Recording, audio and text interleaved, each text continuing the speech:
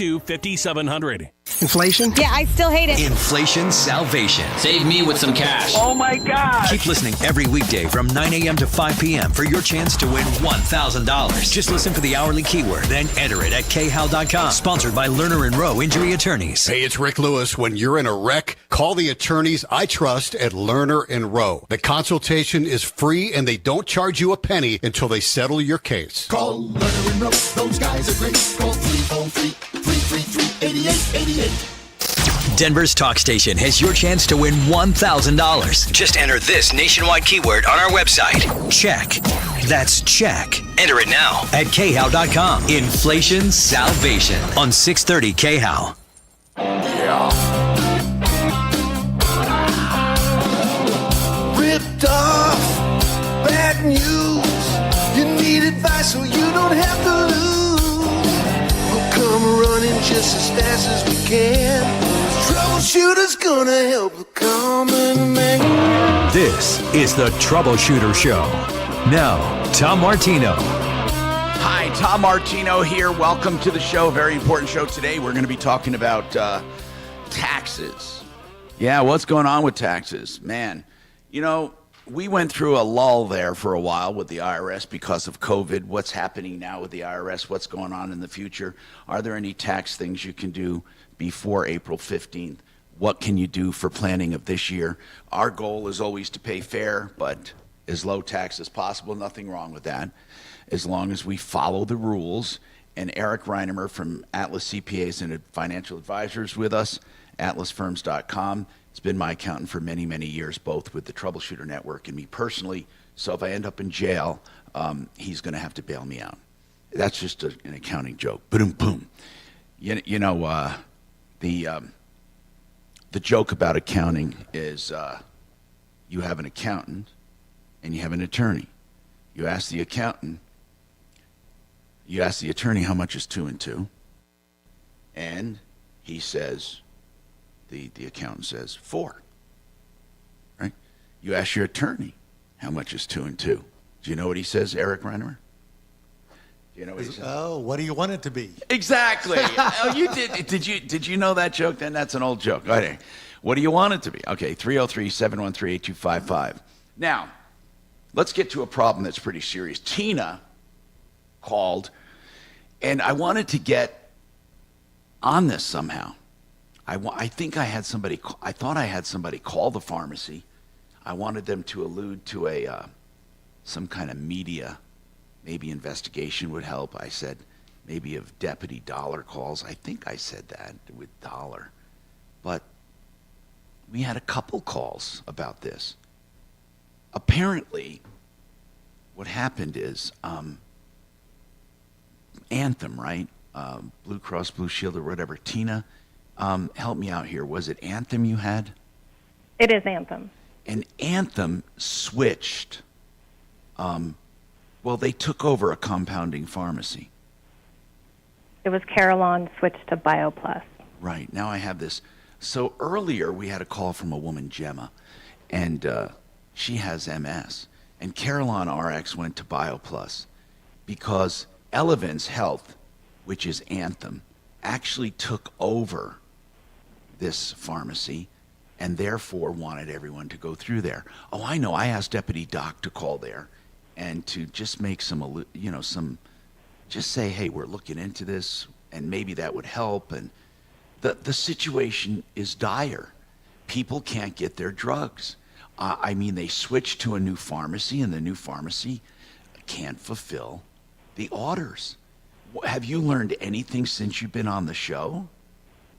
Well, I called today because finally yesterday somebody put me in touch with a higher up. So I have an email and a phone number. And I'm hoping that Gemma calls or you guys have her contact information and can pass it on, because she walked through everything and said, okay, shipment is set for today. So fingers crossed, my son's medicine should be here today. Okay, So did they say we what don't the know problem yet, was? You know, That's I didn't great even news. go in. I was so happy to get someone higher up, and I just praised her. And I didn't want to get into all of that because I definitely wanted the medication. I figured there's time for Would that you after keep us my son is- informed? I will. I want to know when it happens. That's what I want to know, when you actually get it.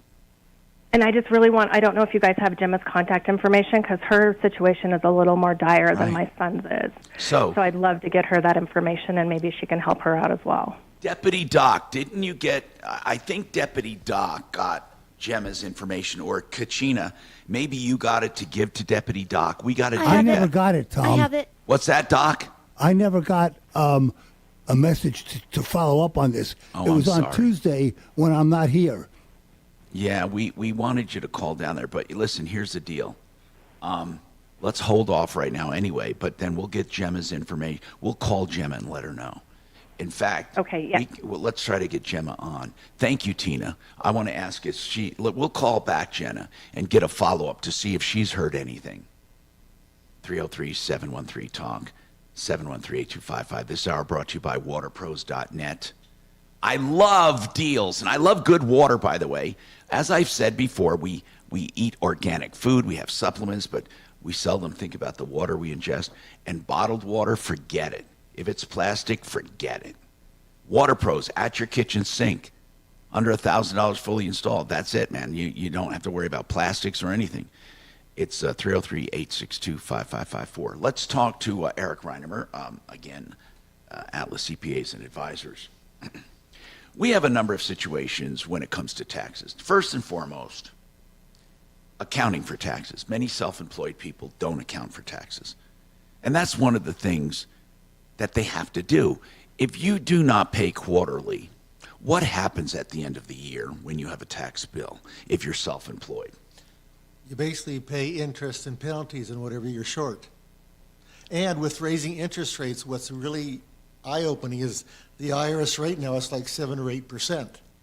As the federal rate has gone up, what the IRS charges you for being late has gone up. So you don't pay in, you're basically 10 or 15% loan with the IRS at that rate. So you end up paying a lot more than your normal tax. A bunch, yep. So if you're self-employed, do you guess, I mean, how do you do it? Do you pay in the rears quarterly, so you look at what you made the first quarter and send in an estimated payment, and you do that each quarter? Yep, each quarter, just as if you were an employee, you just Just do an as if you're estimate. filing taxes? Yeah, just like having money withheld when you're an employee, you got to do it for yourself when you're self-employed. Okay, so you send in a payment. If you end up at the end of the year sending in too much, you get it back. If you don't send in enough, at least you will not be fined. Right, That's the short of it. that's the basics.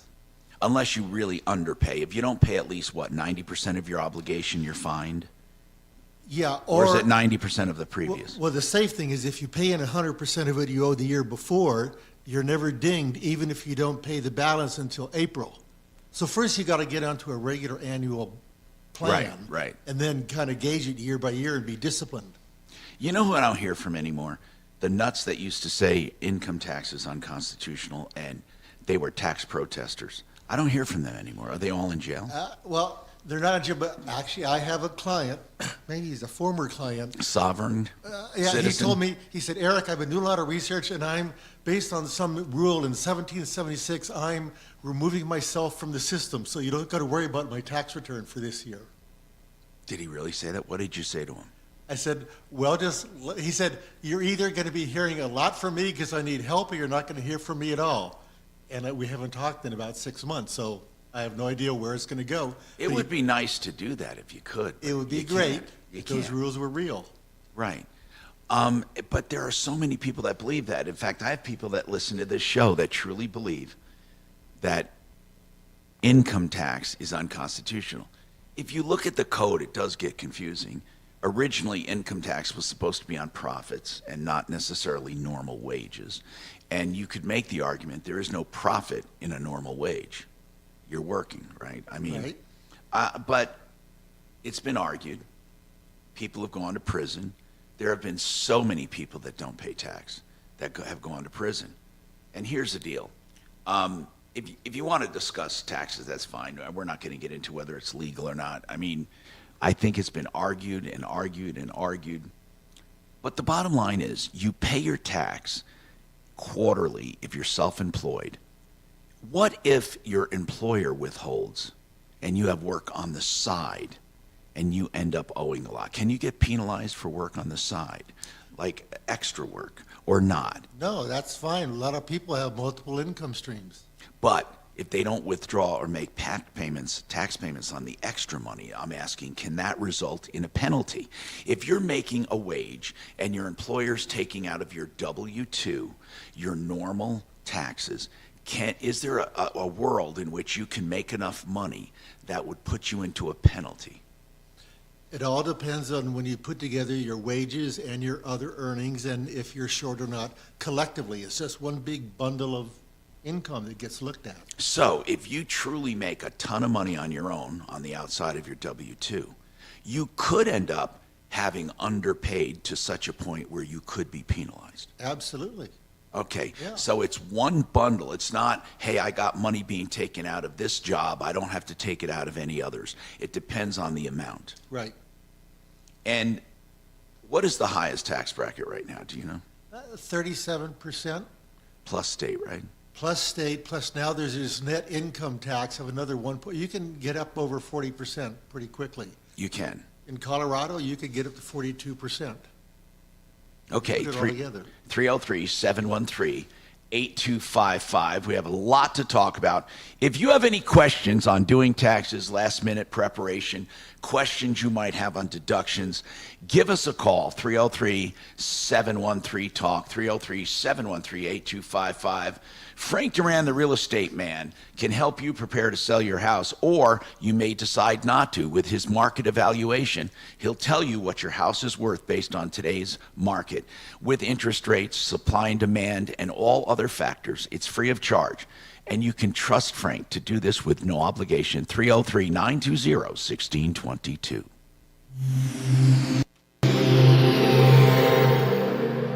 Okay, I just got to do one spot. during the Getting break your here. guaranteed I'm fine. maximum refund with TaxSlayer feels like saddling up and chasing down Look at that sweet moolah! that big old cash cow.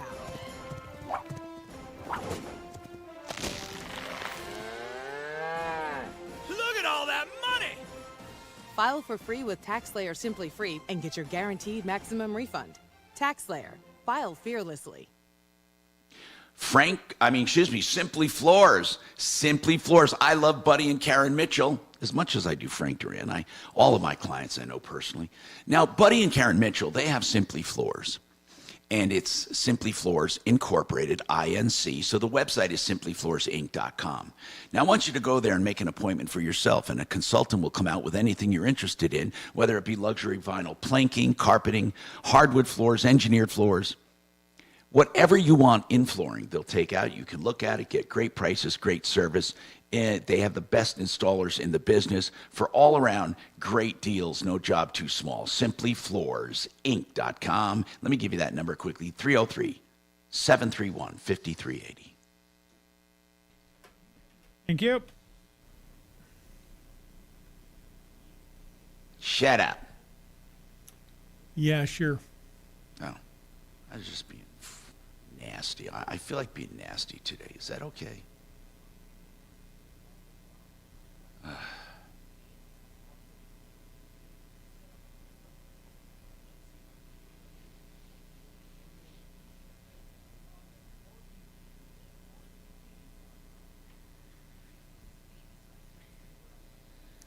Mark, you watching Fox, the migrants who attacked NYPD officers leave jail smiling and flipping off the cameras? Why? Because we encourage that behavior, you know. No, seriously. So what did they do? They attacked police? Yes. Yeah, there's video in the inset there on Fox where you can see them kicking the cops in the head as they lay on the ground. And why were they let go? No bail. Yeah, it's no bail town and no. And where fault. was this? New York. New York. Oh, wonderful.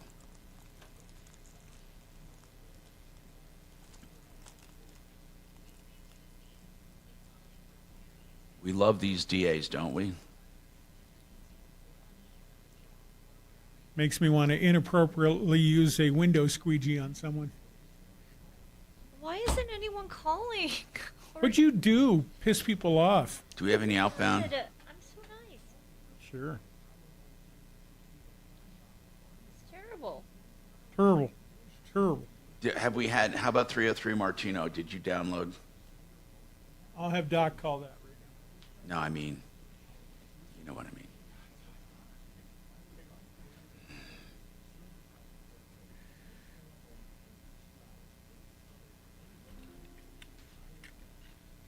Everybody's quiet. The 3 voicemails I had were all people whose voicemails were full. What is up, Eric? Yo, How are you been, man? good, sir. You've been going nuts, haven't you? It's building up pretty quick. This time of year's got to be just fierce.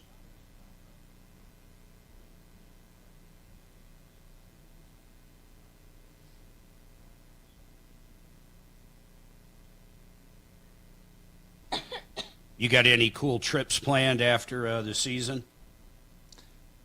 No, I'm working on it. Nothing in the box. What are you yet. guys thinking? Yay.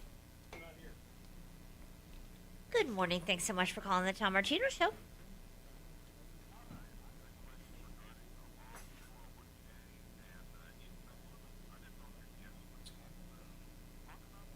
Sure. What's your name?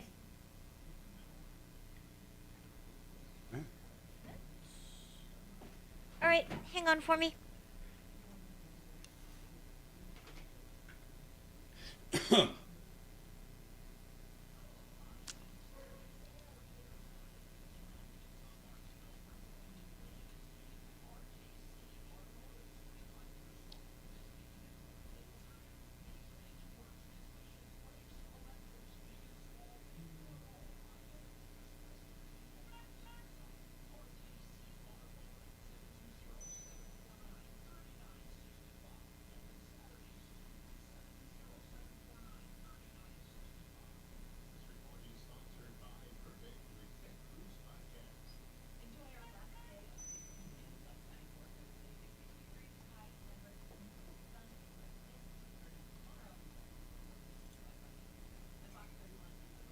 Ah, dang it.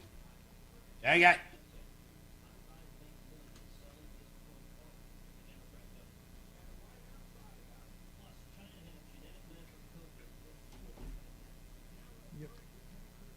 Dang it. An iHeartRadio station.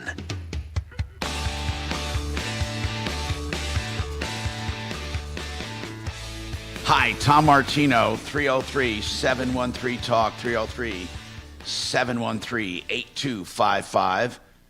We have Eric Reinemer with us from Atlas CPAs and Financial Advisors. Bill has a question or a comment or something about a 401k. Hey, Bill, what's going on?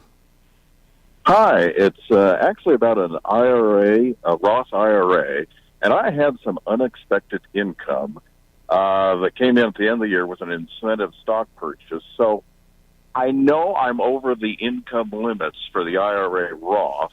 I know I have to pull out the deposit. I know I have to pull out a certain percentage of what it made. My question is, do you just wait for the IRS to tell you to pull that out and how much, or do they direct you how much to I'm pull not out, understanding, or though. You have a Roth 401k, right? I'm sorry, a Roth IRA. Okay, well, that's fine. It's a Roth IRA. And then you mentioned something about incentive stock, your incentive stock option. But your incentive stock option, did you exercise the option? I did, so it just counts as regular income. Well, no, exercising it. Okay, non-qualified stock options count as income when you exercise it, but not incentive stock options. Incentive stock options only count when you sell them. So did you buy and immediately sell them? Yes, sir. Okay, that's why. And you didn't hold them for a year. I did not, so there's no long-term. Got it. So now, capital no, gain. I get exactly It's what you're regular saying. income. So with an incentive stock option, you do have ordinary income if you strike and then sell, and that's what you did. How much income is that? It was around $45,000, and then so the taxes were withheld. The state, federal, Social Security, all that was withheld properly, or maybe even a little more than should be. But now, when I come to look at what I should have been able to deposit into my Roth IRA, I'm above the limit that for 2023 Because your income was higher. That out. Yes, sir. I see. I know Because, I need to pull out that let me get this deposit, straight, and Eric. With a Roth IRA, which, by the way, is after-tax money that grows tax-free, with a Roth IRA, as you make more money, you can contribute less. Yeah, you max out for a married couple around 200,000. You can't do it if you're over a certain income level. Now, what But you're saying you can is, backdoor a little bit of it. what you're saying is you contributed too much to your Roth when you take into consideration the income from your stock option. Is that right? That's correct. Okay. And how much more did you contribute than you were supposed to? Well, by my calculation, I shouldn't have contributed anything. So, for Why this is year, that? I How much was your total income after that stock option? 200,000, and I believe the limit is 160 some for 2023 for an individual. For an individual. Yeah. So in other words, you're not eligible for tax. a Roth. And Mark, the back door, which we can explore, that's very complicated. But back doors don't it's open. It's not that complicated. Back doors do not open when you make too much money, no matter what you make. You can't, no matter what back door. You can't use a back door, right? Can you? Like if you make too much money, isn't income always the ruling factor? Yeah, but you can do a back door. Like you can make $1 million and then have your broker. It's like a two-step process. Okay, how is that? Let's talk about that. How do you do it? You have to first have a Roth or not? You have to have a Roth account, but your first step is a non-deductible IRA, and then your broker shifts it into. It's a way to get it into a Roth, but it's a two-step process. But here's what I don't understand. Everywhere I've read, it still is subject to income limits, but you're saying it's not. No, if you have no other, do you have another retirement plan, sir, on the phone? I have a work 401k, both traditional and IRA.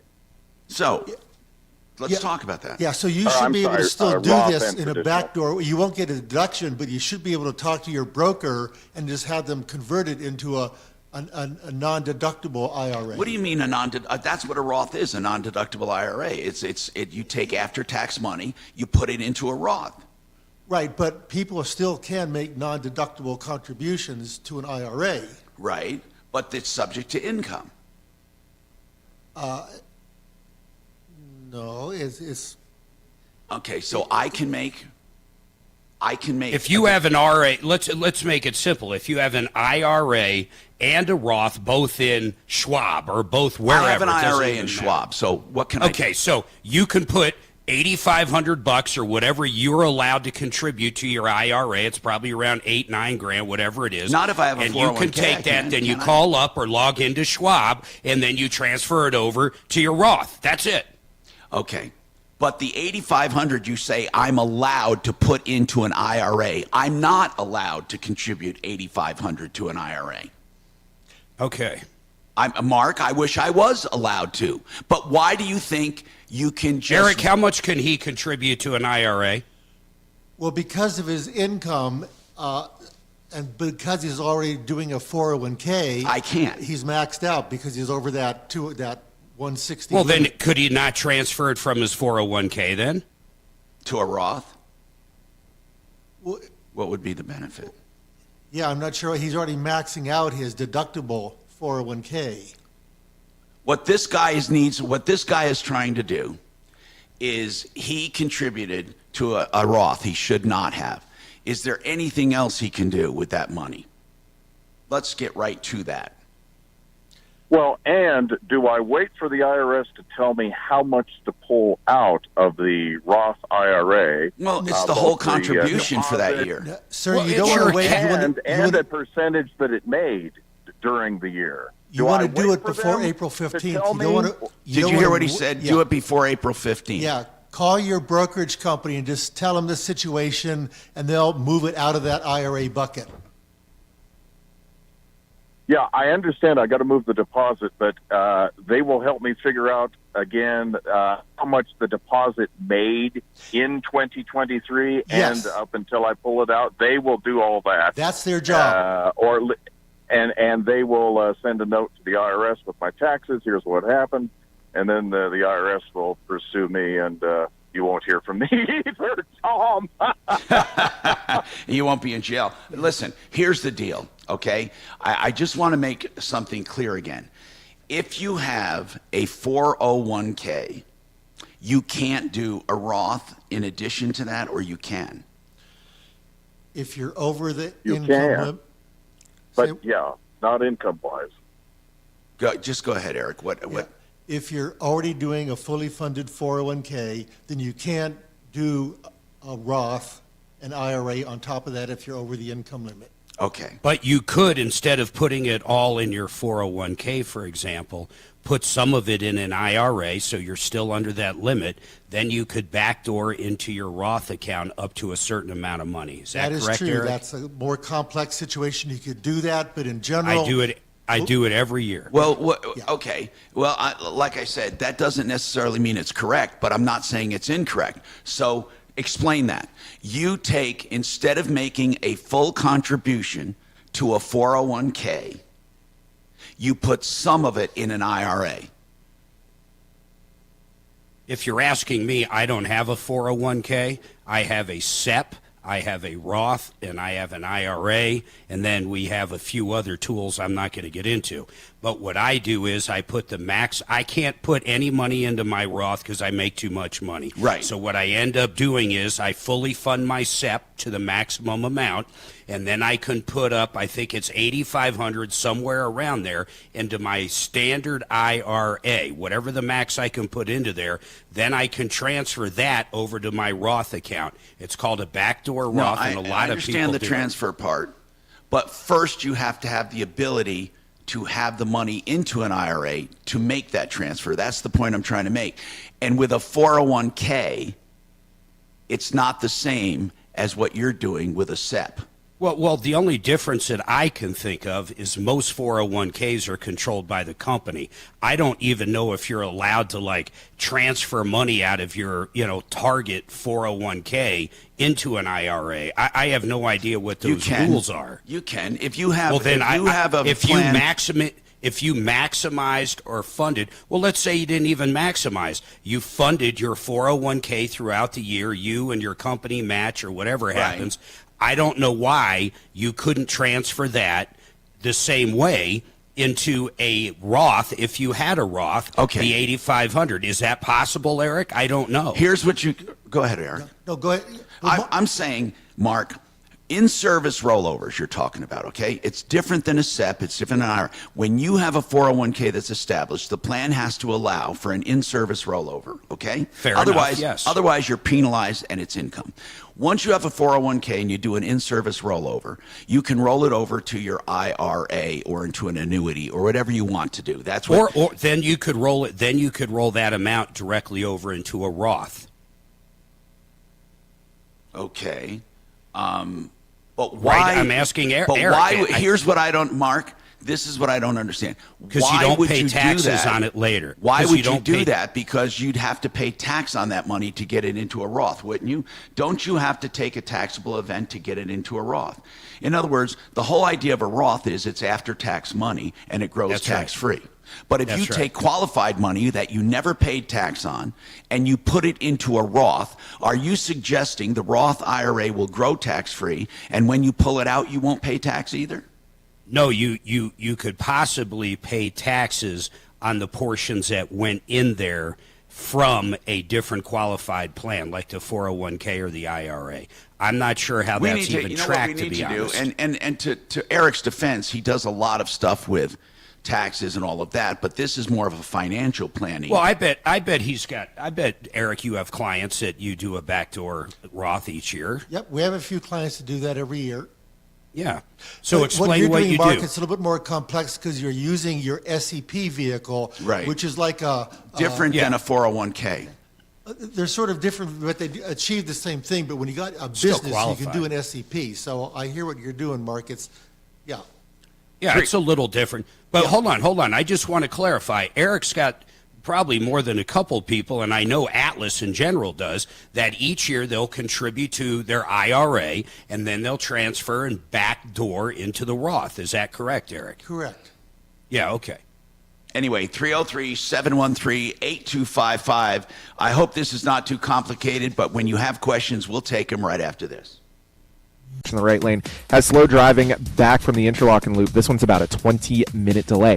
I-25 north and southbound starting to show highway speeds through town for the first time this morning. Fox 31 pinpoint weather. It's the last warm day for a while. Partly cloudy skies, high 62 today. Overnight low of 33. Things cooling down tomorrow, high 55 with a chance of scattered showers into a rainy weekend. The current temperature is 50 degrees with your impact traffic and weather. Mark Swan, 630 KHOW. If you believe that politics is downstream of culture, then Red Pilled America is for you. Red Pilled America is the groundbreaking storytelling show that's shifting culture. Listen to Red Pilled America on any podcast platform. That's Red Pilled America. Join the revolution.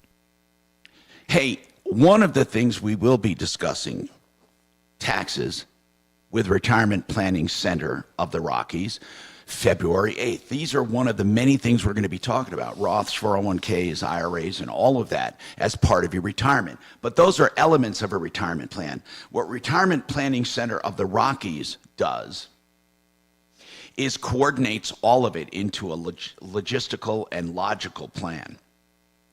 I want you to mark your calendars for the 8th of February, okay? It's just a few days away.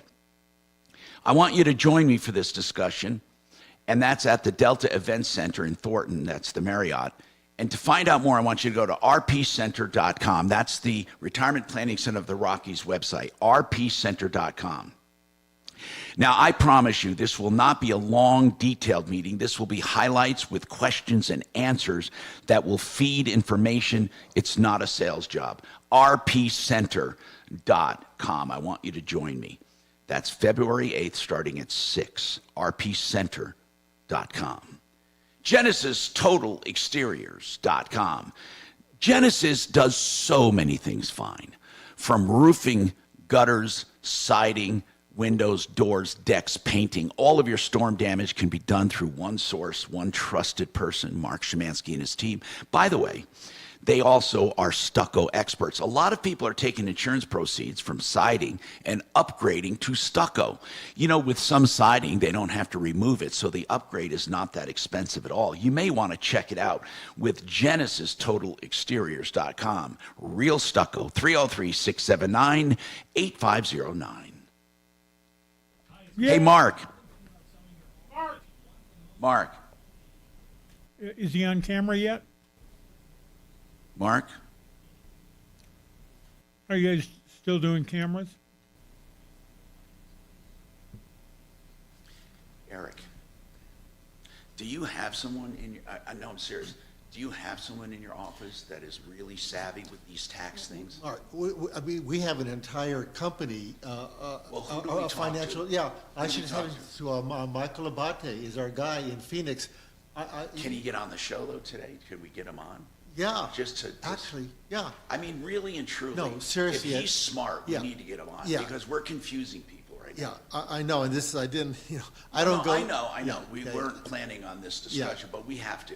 Let me call Michael and see if I can get him on the, yeah. Because I can call him right from this cell phone. Yeah, he loves right this here. stuff. Yeah, Okay, this good. is, I always have people No, call him. because, Yeah. and I need to figure it out for myself. Yeah. No, let me just try and track him down.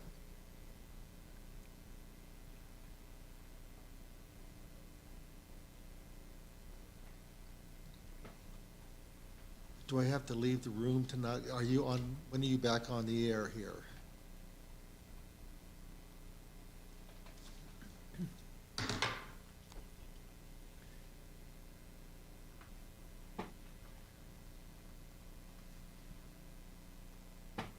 Huh. Are they on YouTube today? Yeah. But not Twitch anymore, huh? That's too bad. That was the one that was really live. Huh. And I was so confused about that conversation. I thought Backdoor Roth was the guy that checked IDs down at Charlie's on Colfax. Very popular gay bar, by the way. If you didn't know. Charlie's. I don't know that one. I think Mayor Webb's kid ran one that was at Broadway and Alameda for a long time. Can't remember what that was called.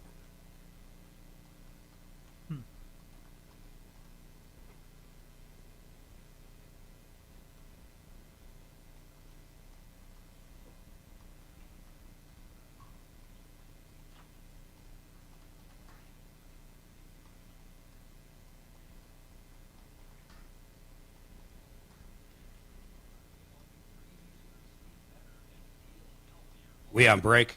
The very fine details of these kinds of things. I don't know if he does or not, Okay. to be honest. Well, then we need to know somebody, because I'm getting texts saying He's the you one, can't so- take fucking qualified money, roll it out into a Roth without paying tax and penalties if you're under 59 and a half. Well, that's not true. I do it every year. Well, Talk because you station, do it, Mark, 630 I believe KHOW. you, but there has to be a mechanism. Hi, Tom Martino, your troubleshooter. We're going to get a tax expert on to talk about in-service rollovers, doing it correctly, avoiding penalties, because if you're under 59 and a half and you take anything out, if you take it out to put it into a Roth is after-tax money. So if you take it out under 59 and a half and transfer it to something else, from qualified to, in essence, non-qualified. Mark, okay, maybe I wasn't clear what I do every year. No, I understand that. I'm not No. Listen, I'll be told a certain amount of money, like $8,500, that I put into my IRA. That $8,500 has already been paid on it. It's cash. It's not. No taxes have been withheld on it. Okay. So it goes into my IRA. Then that amount of money, and I think it truly is perfect. only Now I understand. $8,500. That's perfect, because you're not messing with qualified money. I get it. You got it. I get it.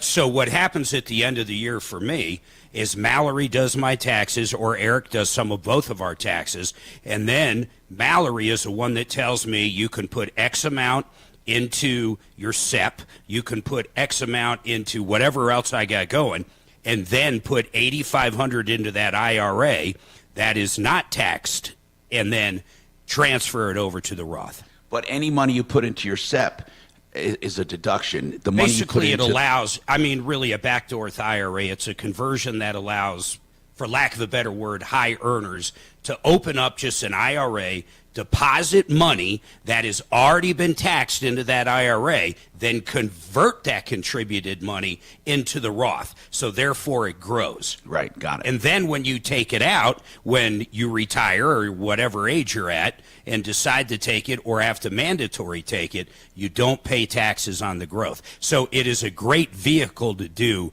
no matter what. And by the way, for those listening, when we're talking about backdoor approaches and squirreling money in addition to what's allowed, many people assume, well, why would you have to do that? No, hardly anyone makes that much. You'd be shocked at how many couples right now are $200,000. Many couples. I mean, I'm not saying, and I don't mean to talk down or up to anyone, but there are people that listen to this show that are easily in that category. There are many that are not.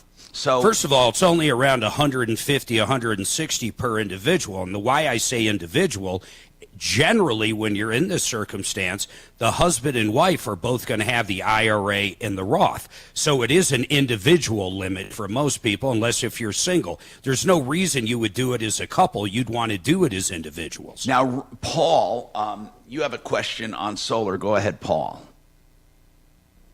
Hey guys, I was just calling to kind of chat with you a little bit about solar. I've got some people knocking on my door for solar, and I was curious which ones you guys recommend. Well, none of them that knocked at your first of all, I'll tell you, don't go with any of them that knocked at your door. Right.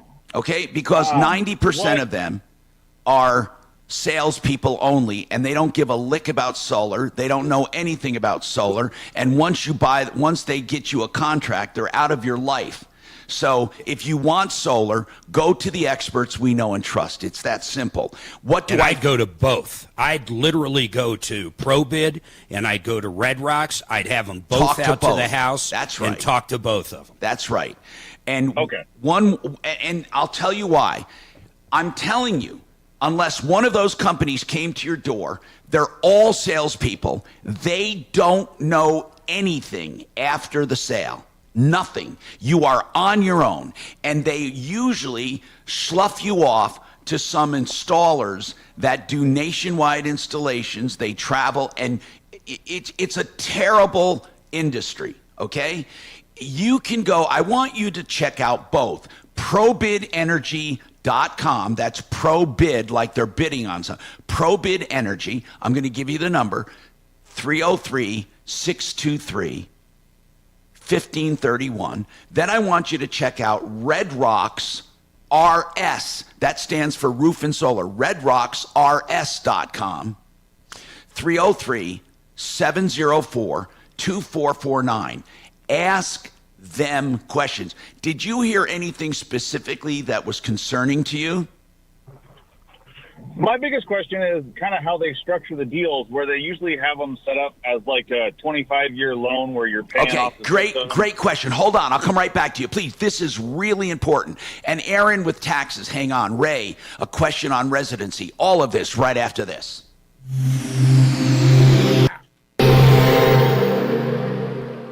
Now, Impact Traffic.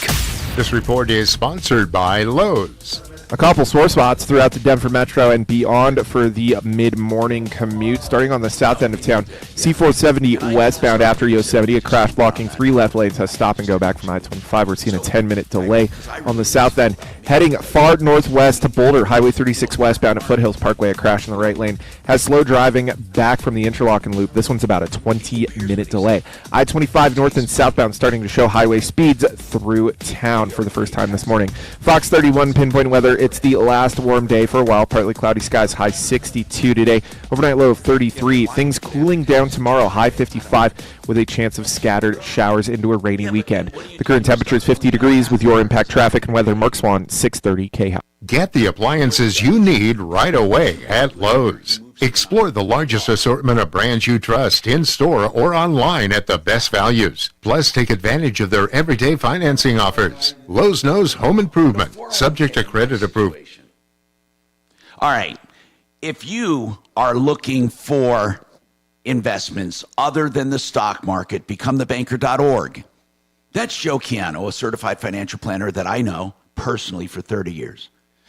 Joe will direct you to vehicles that can not only grow your money, but are guaranteed never to lose your money.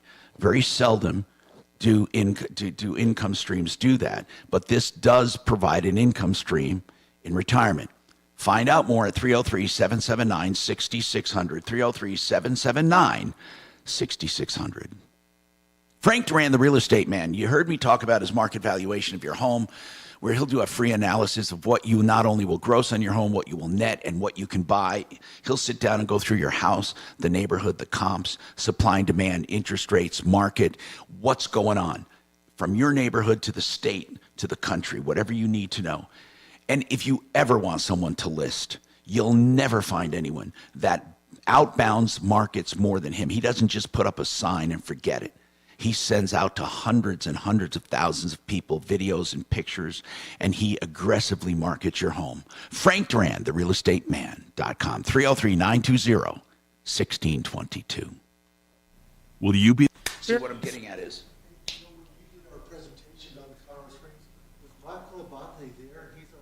I wonder if they still have that nude bowling league going. I think he was. He's in a meeting. He's going to call me when he gets out. But you and he would just go into Hog's Heaven over this stuff. It's just wait. And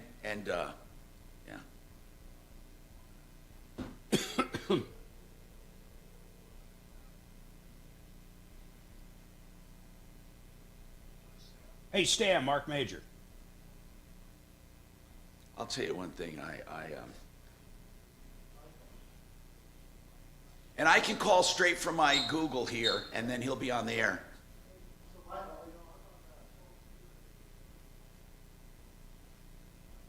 That's good. The less I have to do, the better.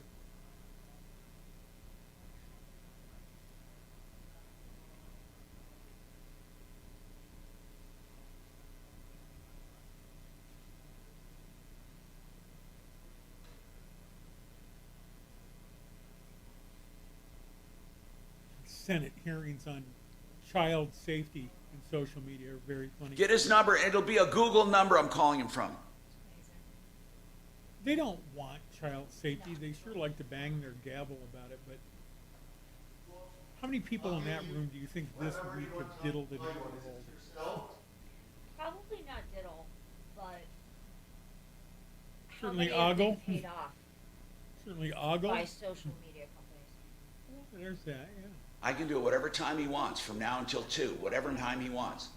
And there's no way that Zuckerberg doesn't sit there and know what each of these people has done in their spare time. Oh my gosh. The internet Well, traffic. give me a time, and I can make a No, specific. please. When do you want to have them call you? I mean, at least my searches I can claim were medical. Right. But I geez. don't know about that. And it's good marketing for you guys.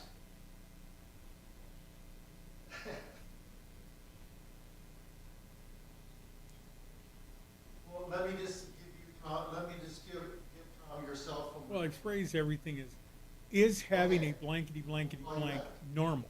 And so in court I can later say, well, I was worried.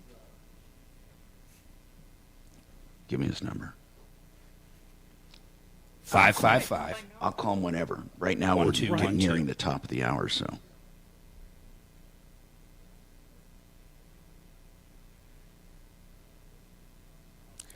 Well, I have 3 minutes when you come back. Mark, Yes. you exploded the text. This is good. This is really good. What are you This- talking about? The backdoor shit. Good stuff. Good. No, the backdoor shit. Ugh. Wait, oh, I'm sorry. We were Hey, just can talking you- about Ed. Hey, Remember can him? you pull? The board op? Can you pull him? Can you pull out of our YouTube him saying that the backdoor shit? I really like this backdoor stuff. I think I've told you this. I've taken to shopping at Duluth Trading Company. They have a very good clearance area in the back of the store, and I was checking out, and I said to the guy, "I really like your back room there," and I don't mean that as a euphemism. He loved it. Oh, acted like he loved it. I don't care if he did. Shut up. It's true.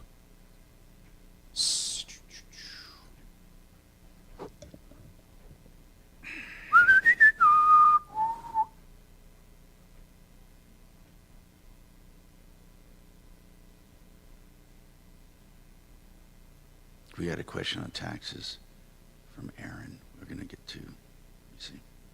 Hey, Mark. I mean, Yes, sir. Kachina or whatever. For Whatever. Paul's question on solar, see if we can hold him over to the top of the hour and get either, what's her name, Mark? Is it Brenda? What's her name from? Brooke. Yeah, Brooke. get Brooke on. Get Brooke on to talk to for Paul and tell Paul we're going to have an expert on. Do you have Brooke's number? Kachina? We'll figure it out. All right. Mark can text it to her. She might not have the cell, but she might have it, actually. What am I saying? She's probably got it. Yeah, you don't know. Hang on. KHOW, an iHeartRadio station. All right, I'm Tom Martino. Here's the deal. Paul on solar, hang on. We're getting an expert to talk about the different programs so you don't get screwed. Aaron, you have a question on taxes. Eric Reinemer's here from Atlas CPAs. And on the backdoor approaches to Roths and other sneaky ways to sneak money into retirement plans, we're going to have an expert on in the next hour. So, Aaron, what is your question on taxes? Hey, guys. Well, where do I start? Okay, so I've used TurboTax probably 10 years. In 2023, I downloaded the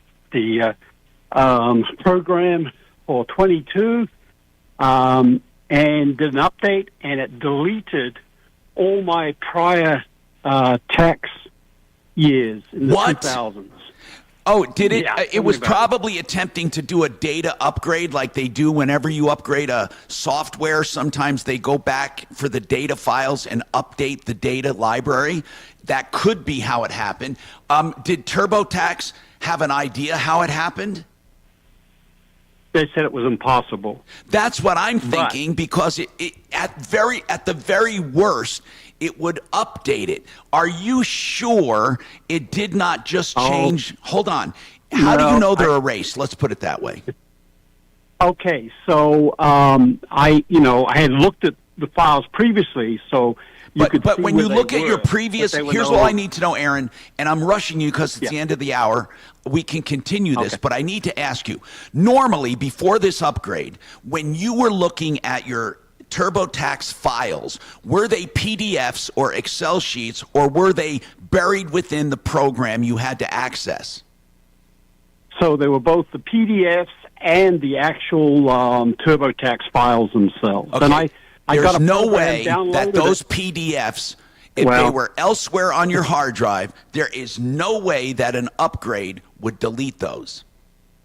Well, I know that's what people say, but if you look online, I'm not the first person to actually experience But this PDF, okay, once you did the taxes for, let's say, tax year 2020, a PDF Right. is created and elsewhere outside of TurboTax. TurboTax doesn't even know it's there. So when you upgrade TurboTax, I don't see how it goes out to your hard drive, finds that particular PDF, and erases it. I mean... Well, I know. It sounds crazy, but I Aaron, even did you a have your backup- past taxes in PDFs? Yeah. Okay, hold on. Just hold on. I'm gonna do some research. We got that coming up, plus a lot more on the Troubleshooter Show. That is impossible. Mark, can you? That's impossible. Well, he lost him. I yeah, don't but think Mark, I don't. Who if knows you have what a happened. PDF that was made from a program, did it delete program all those isn't gonna go PDFs? find Why those did it delete PDFs and those? delete 'em. Yeah. Well, I don't know, but I don't even know if all he's looking for is PDFs. He can ask the IRS for his transcript. Yeah, he can get a transcript anytime he wants if that's his own problem. Yeah, that's what we have to find out. Unless he had depreciation schedules that carry over. I never heard of such a thing.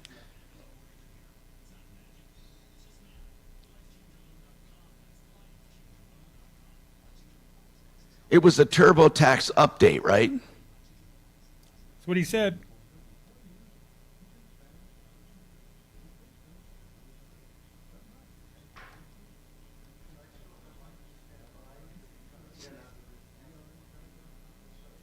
Well, you tell me when did he say to call? No. Yeah, I was going to call him after I get through these calls here. Tell him it's going to be at least a half hour. Oh, if you want me to give him a time, yeah, I can do it at after 11:30. I can call him for sure. After right shortly after 11:30 because we take a break at 11:30 and then when I come back. Yeah, something like that. Yep.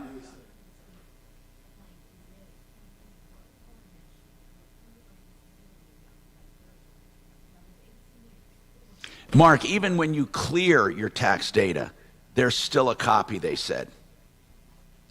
I would think so, of course. Yeah, this is ridiculous. He also has an online account where it's saved in the cloud.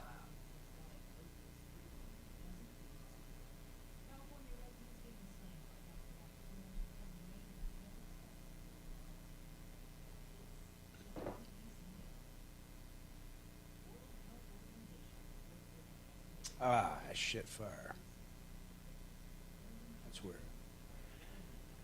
That's weird.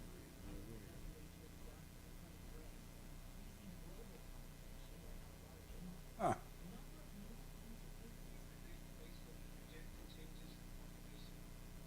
There's no way.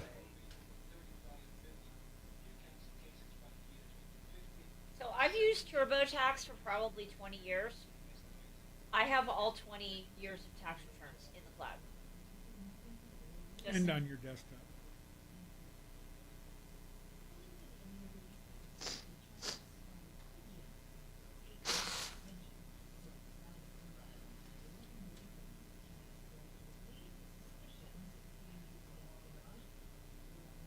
So good. You didn't change any.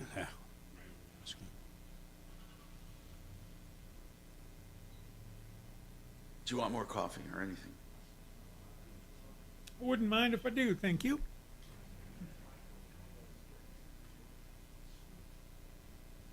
Wow.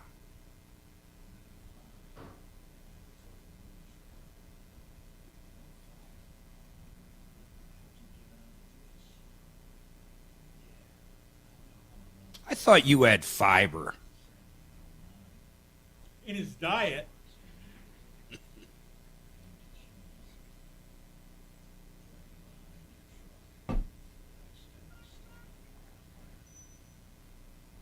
Hey, Tom. He's gone.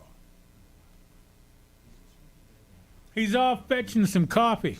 The YouTubers call it the cone of silence. Oh, when he does that?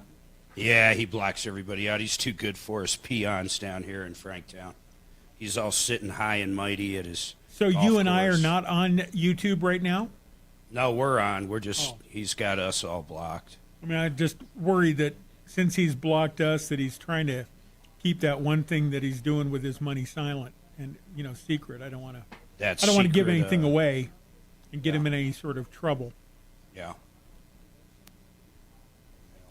But you can't move that much money around and not get caught sooner or later. So good luck, Tom. Yep. However, I invested. If people didn't realize it, I invested in Cramerica Industries. Oh, okay. And I even got the T-shirt to prove it. Yeah. Make Our Mark great again. The first thing, we're going to develop a bladder system for oil tankers. Oh, okay. And for old people. That's a good bladder system.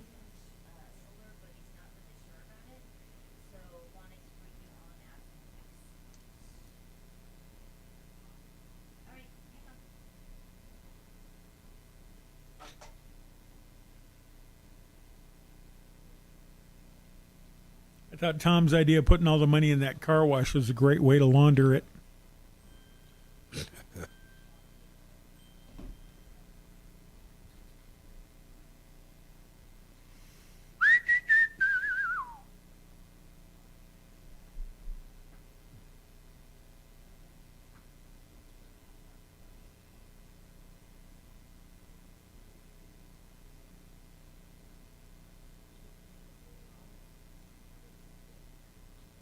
What are you talking about? Your USPS fiasco is forgotten, Robert Danielson.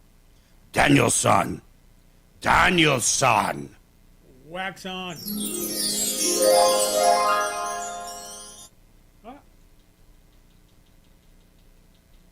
Wax on.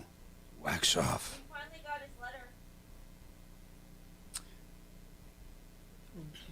I was watching a show where this guy was training at a gym, and he was training with that wax on, wax off shit. And he was a boxer. Needless to say, when he got into the ring, he got the shit beat out of him. Yeah, the crane kick is not really.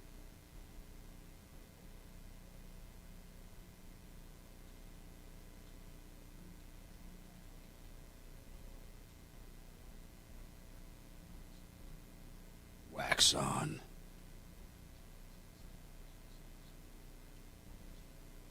All right, what wonderful things are in the news today?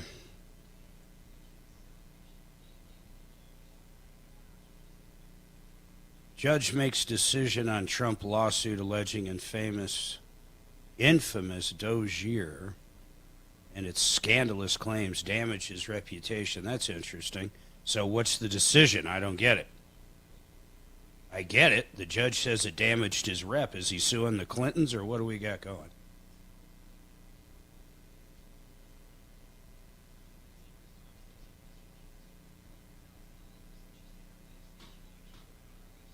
And am I the only one out there that hates this bullshit sign into Fox News now? Oh, it sucks. It's horrible. And why does it ask you 8 million times? Ripped off, bad news. You need advice so you don't have to lose. We'll come running just as fast as we can. Troubleshooter's gonna help the common man. This is the Troubleshooter Show. Now, Tom Martino. Hi, Tom Martino here. Welcome. I am here solving problems, answering questions, taking complaints, along with the team, of course. And we are taking your calls, and we took some interesting calls I want to get back to. We will have an answer or some information for the TurboTax thing. I have that waiting. And then I have Paul, because I have our expert on. Paul said he's getting knocks on the door from solar companies, and I told him, don't go with someone because they knocked at your door.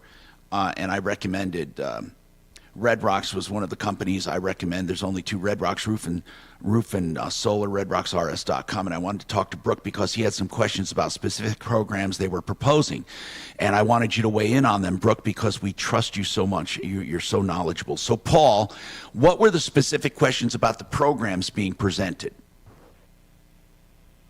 So the way that both of the quotes that I've gotten so far are structured is that they're a 25-year loan at a whatever interest rate to basically equate to what I pay now for my monthly electric bill. But who gets the tax credits? Yeah, so it doesn't matter if the project Hold on, Brooke, 1 sec, real quick. Who were they proposing get the tax credits? The way that they structure the loans is that there's a loan amount and then there's a payment.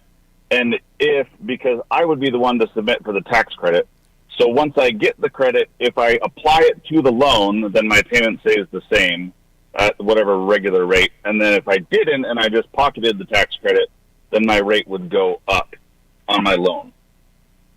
So if you lowered the principal of your loan, your interest rate would go down. Yep. And the principal of your loan would go down too. I mean, you'd owe less. Not the interest rate.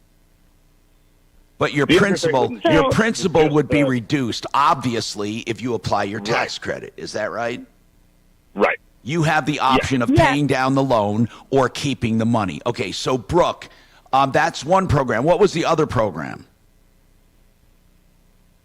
Or were they all alone?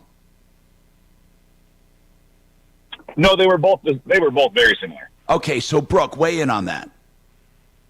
Yeah, so that's normal. So anybody that finances a solar deal through one of a nationwide installer, they usually have an introductory period of either 1 year or 18 months where they assume that the tax credit is going to be put down as a down payment, and so they keep the monthly rate low. And at the end of that introductory period, if they don't receive that as a big down payment, then it just bumps up. So that's totally normal, 100%, how most solar loans are structured. Hey, and Brooke, while you're talking about that and tax credits, a few years ago we would have calls all the time. You know, they didn't make enough money to actually get the tax credit, so it was no good for them. But nowadays you can get the tax credit, and even if you can't use it yourself, you can sell it on an open market, right? Yep, 100%. Yep. So usually you're going to get about 70 cents on the dollar. So if the tax credit you would have received is $10,000, expect to get about 7, right? Because the people buying it have to have, some motivation for why they're buying it. So where would you can definitely sell it. I want to buy tax credits. Yeah, so if it's 70 cents, where's the market on it right now? Because I'm sure the market's on both sides. Someone sells it for 70 cents and sells it to me for, 80 cents? If I wanted to buy, I don't know, $50,000 in tax credits or whatever, where do I go to buy them? Yeah, you can either broker the deal, like we sell tax credits for our clients ourselves. So if we had tax credits to sell, I would send you over a contract review. The tax credit's eligible to be sold after final inspection has been approved by the jurisdiction. So, Eric, have you heard of people? Hold on. So, Eric, when I'm doing my taxes, have you heard of people coming to you with ready-made tax credits that they bought? I mean, he's never heard of it before, ever. But I'm sure, what do I do? Would I just say I have these tax credits, or would there be some proof of it somewhere? Eric, have you? Yeah, there has to be proof of it and a paper trail. It's the same as when you used to be able to sell, it was like conservation easement credits. Right. So that's a very similar program. Okay, got it. Now, as What do you far sell as them back for? to Paul though. So Paul, a 25-year loan is not unusual, and an introductory payment is not unusual, anticipating that you're going to pay down the principal with your credit, and if you don't, it bumps up again. That she said that's all normal. So really, Brooke, do most of your people finance these things? Honestly, most of the folks that I work with get a HELOC or work with their own bank that they've worked with, because if you get a HELOC, then any interest that you are using towards the solar project is considered tax deductible. So you're not actually really paying any interest.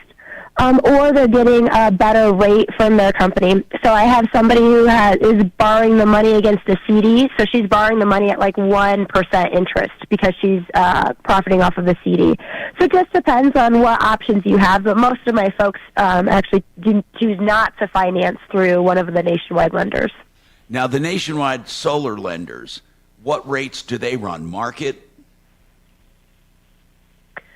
No, so you're looking at probably between 4.5% and an 11.5% interest, depending. No. The 4.5 interest rates usually have a higher financing fee. The 11.5 usually don't have any, and then it just, depends. But it's very easy to qualify for those products. Usually, you just have to have a credit score of over 625 and an acceptable debt-to-income ratio. Do they secure it on the property? It's a 30-second application process.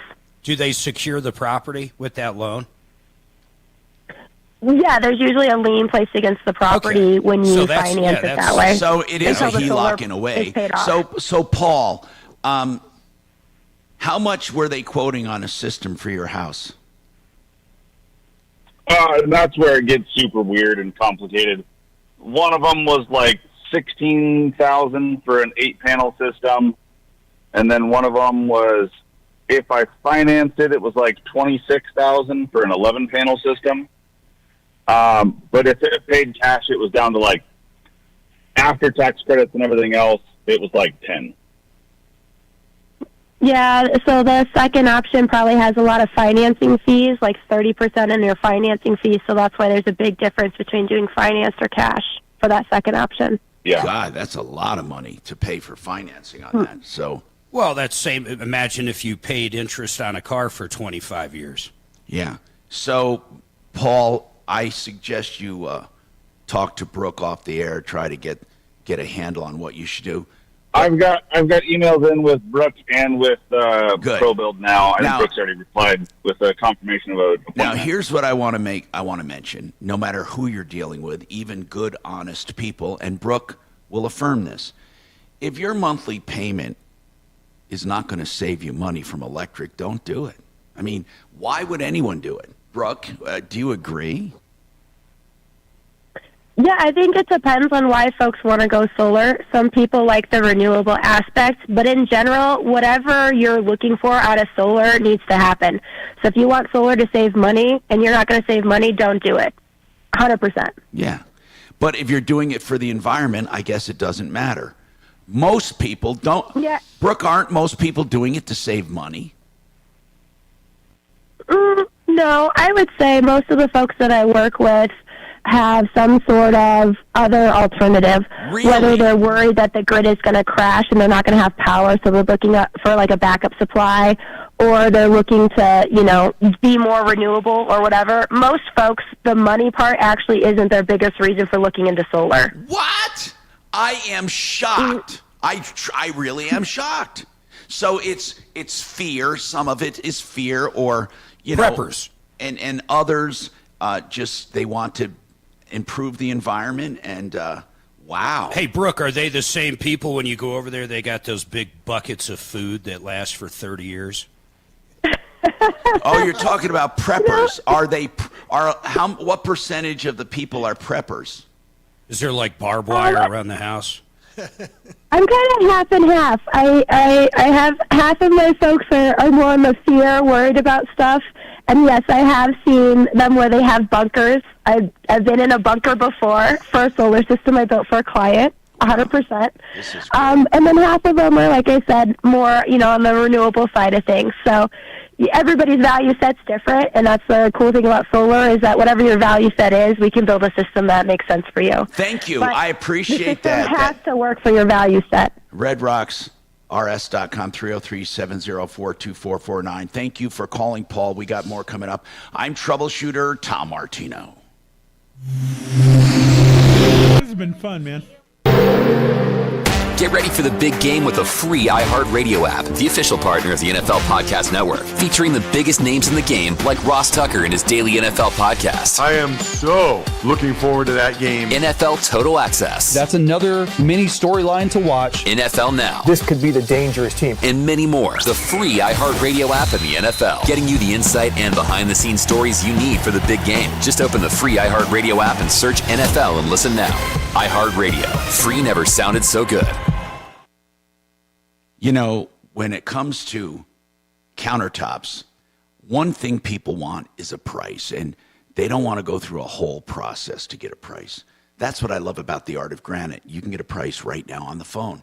Yeah, he may ask for the square footage, maybe a pic of the kitchen, but whatever it is, you can get a price pretty quickly on the phone without a visit, without a sales job. The Art of Granite is convinced they have the greatest deals on all granite, on all countertop material. They tear out and haul away free. They do the kitchen or the bathroom vanity free when you have the kitchen done, and prices on the phone. So give them a call, get your price. The Art of Granite, 303-386-5919, 386-5919. You know where else you're going to get great service, great prices, and you can get someone to come to you? SimplyFloorsInc.com.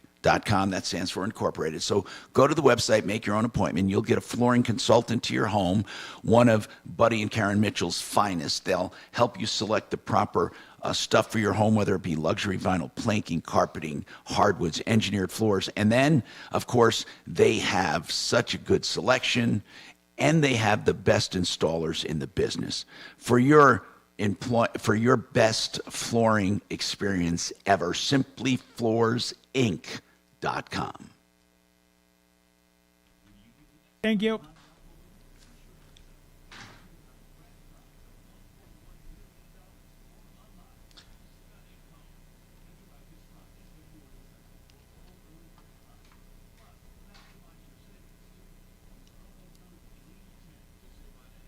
Yes, honey.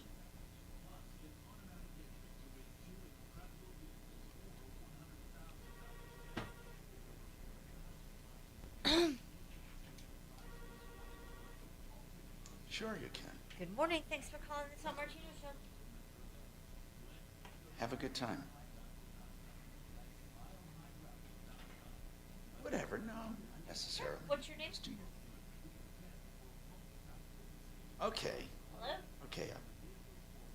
What's your name? No, honey. Tony. Hello, hello, hello. All right. Yeah, don't. Are you back? I am back and badder than ever, brother. Did you get my text about the scheme you and Brooke are hatching? Nope, let me see. Just that we've learned a lot about you. Funneling money through some sort of Honduran orphanage for a tax break. Hey, that was for the sake of the children. Yeah, that's what Epstein used to say. But now you're going to hop in bed with Red Rock Solar and buy up half of the nation's tax burdens. I will buy those tax Is credits. that 70, brilliant? 30%. Right. Yeah, but I where do we already get them? actually- Wherever they get them. You don't get them anywhere because I'm going to buy everything she's got. Done.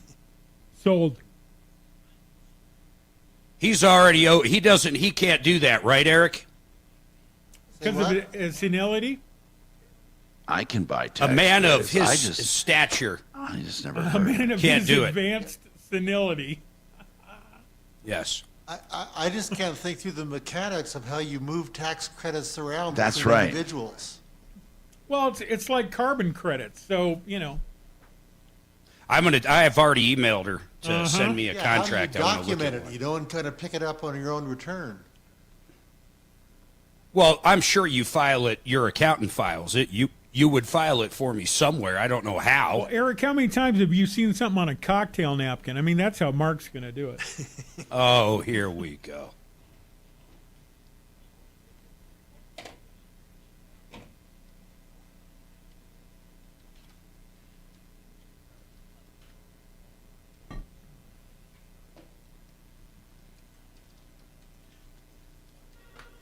So, Tom, I'll buy some from her. You guys talk, do you record the show so he could get a recording of whatever dialogue happens? It'll be on YouTube, yeah, so he can download it with the link. Yeah. There are tools to download just the audio if he wants.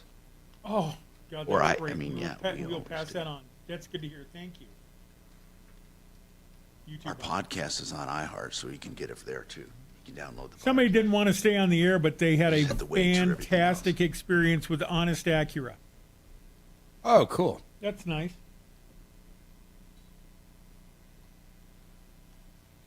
And based on a tip from Tom, I had a very pleasant experience at Mrs. Wang's House of Happy Endings. Thank you, Tom. Thank you. I always... I'm just waiting for the cops to come to the studio someday. All right, Mr. Scott, we've heard you talk about.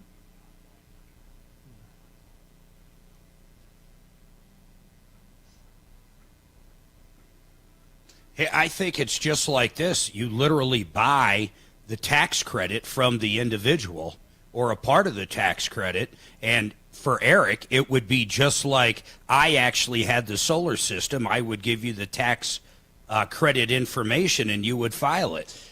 Yeah, but I just wonder what kind of document gets issued between the individuals for them to pick up on their return. I've just never seen that orchestrated before. Yeah, I'm trying to figure that out. I'm looking for a kind of a copy of the conservation contract. easements, there's an actual document that, you know. khout.com. There you go. Hi, Tom Martino here, 303-713-TALK, 303-713-8255. So back to Aaron. Aaron, I've looked everywhere, including TurboTax, and chatted with one of their people, and I also... TurboTax, if you use the TurboTax online feature, do you have an account you can log in? No, it wasn't online. It was the downloadable version of TurboTax.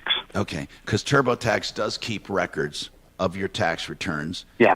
And also, they said a PDF file is not part of TurboTax at all. Once it becomes a PDF file, it's part of your computer. So, yeah. Well, what happened was, so I know you think it's kind of strange, but I actually also had a backup drive attached to the computer. It went in there and deleted them from that as well. And so I actually listen, man, you simply lost the PDFs. It doesn't matter why. You reach out to the IRS. They'll give you, you can even do it online. You can get every transcript you've ever done. Well, that is actually my question. Is that I have requested, the full transcript of all those years. Eric, can he do it online? August. Yeah, you should be able to get your you don't get a transcript full from one. the IRS. Yes, and I tried that. So I filed that form, or those forms, in August, and I still haven't heard anything back from them. That's nuts. No. That's weird. Did you go in recently and do it again? Well, no, I haven't. You have to pay, I think it's $45 per return and send in the form. Wait a minute. I've done that. You've already paid $45? Yes. For how many returns? Well, it's each return. So I did, I think, 21, 22. I think it was 2 returns, two years worth. So you don't want to go. So you already paid that money. Well, yeah, I paid it, and I've been waiting for them to send out my full transcript. Did you pay it by credit card? No, you have to pay it by check with the form. And okay, so that's weird. If you paid for that in August, you should have had that by now. All they do is verify you and send you a download link. I mean, I don't even understand why you're having such a. Or even why, I don't understand why you're paying money. I mean, we get transcripts all the time for free, so that's surprising. Yeah, I don't understand. All you do is go to IRS. You just go to the IRS website. Then you do the ID Me, and you download them for free. That's all there is to it. Yeah, they're not the full transcript, though. They don't contain all the depreciation tables and all that sort of stuff. Yeah. You're trying to get the actual return data itself. You're trying to get the data. Yeah. That's going to be from the TurboTax. Right. Well, no, that you get that from in the revenue department. You send in a form. I forget what the number is, and to request them. And I've done that. And like I said, I haven't got anything back from them yet. I'm just wondering whether that's normal or is it just being lost in the shuffle like everything else? It's not normal. Yeah. It's not normal. And we could call Larson Tax Relief and ask what you do in a case like that. I am positive they've had to get full copies of returns. Let's get somebody from Larson Tax Relief on to weigh in on this. Hold on, Aaron. We'll get that too. 303-713-TALK, 713-8255. Ray, what is your question on residency? Ray. A married couple, in their primary residence, the $500,000 gain, if they sell the house after holding it several years, I understand you pay capital gains above the $500,000 for the two. What happens when the first party dies and you supposedly get a new basis? How do you figure the basis? Okay. Eric, go ahead. Yeah, if it was a married couple and the partner dies, you get a step up of one half of that actual cost. On the day of death. Yeah, on the day of death, you get a step up to that fair market value, which will reduce the gain. Okay, could you give me a dollars example how that would work? Say start at so let's say the house is, what's your house price. worth? Say it was purchased for not what it's purchased for. What is it worth? Well, now it's worth $700,000. And you're gonna, and it was purchased for $200, right? Is that what you're saying? It was purchased for $100. $100. Okay. Yeah. So 600,000 in capital gains. If your spouse was still alive, you'd have the $500,000 deduction. But let's say she died a week ago, your basis on that house, half of it, 50% of it, is now on that 50%, $700,000. So the math doesn't change. Mark, it's half of that. He gets a step up basis. That's what I said. The math has not changed, is my point. It's the exact same math. So if your house is worth $700,000, now you're going to have a basis of the $100 you paid for it, and then the additional $350, your basis will step up to $450. Okay. And how do you document the value at the time of death? I don't think you stated that right, Tom. No. Yeah. Well, let me mention this. Here, this is another situation when there's a married couple and one spouse dies. You still get the $500,000 exclusion for like 2 years, but after it goes past 2 years, your exclusion reduces down to $250. Oh, you become a single person. Yeah. You only get a couple years. Yes, but his basis will still be higher. That's true. You still would get that step up in the asset. But your exclusion goes down. It drops. So are you going to? First of all, did you have your wife die, Aaron? Aaron, sorry. I'm Ray. What's that, sir? I'm Ray. Are you talking to someone else? Ray. I'm sorry. Residency. Sorry, it was on taxes. Never mind. Ray. Yeah, I'm sorry. Did your wife die? No, I'm just looking at it for my sister and a cousin and myself when the time comes. Okay, but here's the deal. What Eric said is very important. You get a stepped up in basis on half the house. So what I said was correct, Mark. If the house is $700,000 on the day of death, his half of his basis is $350,000. The other half remains what it was on there. Right. So he's going to have a stepped up in basis. And if you sell it within 2 years of death, you get the full $500,000 exclusion. If you wait 2 years, it's as if you're filing single, and you only get the $250,000 exemption. But you still get the stepped up basis. How do I ensure I get the stepped up basis?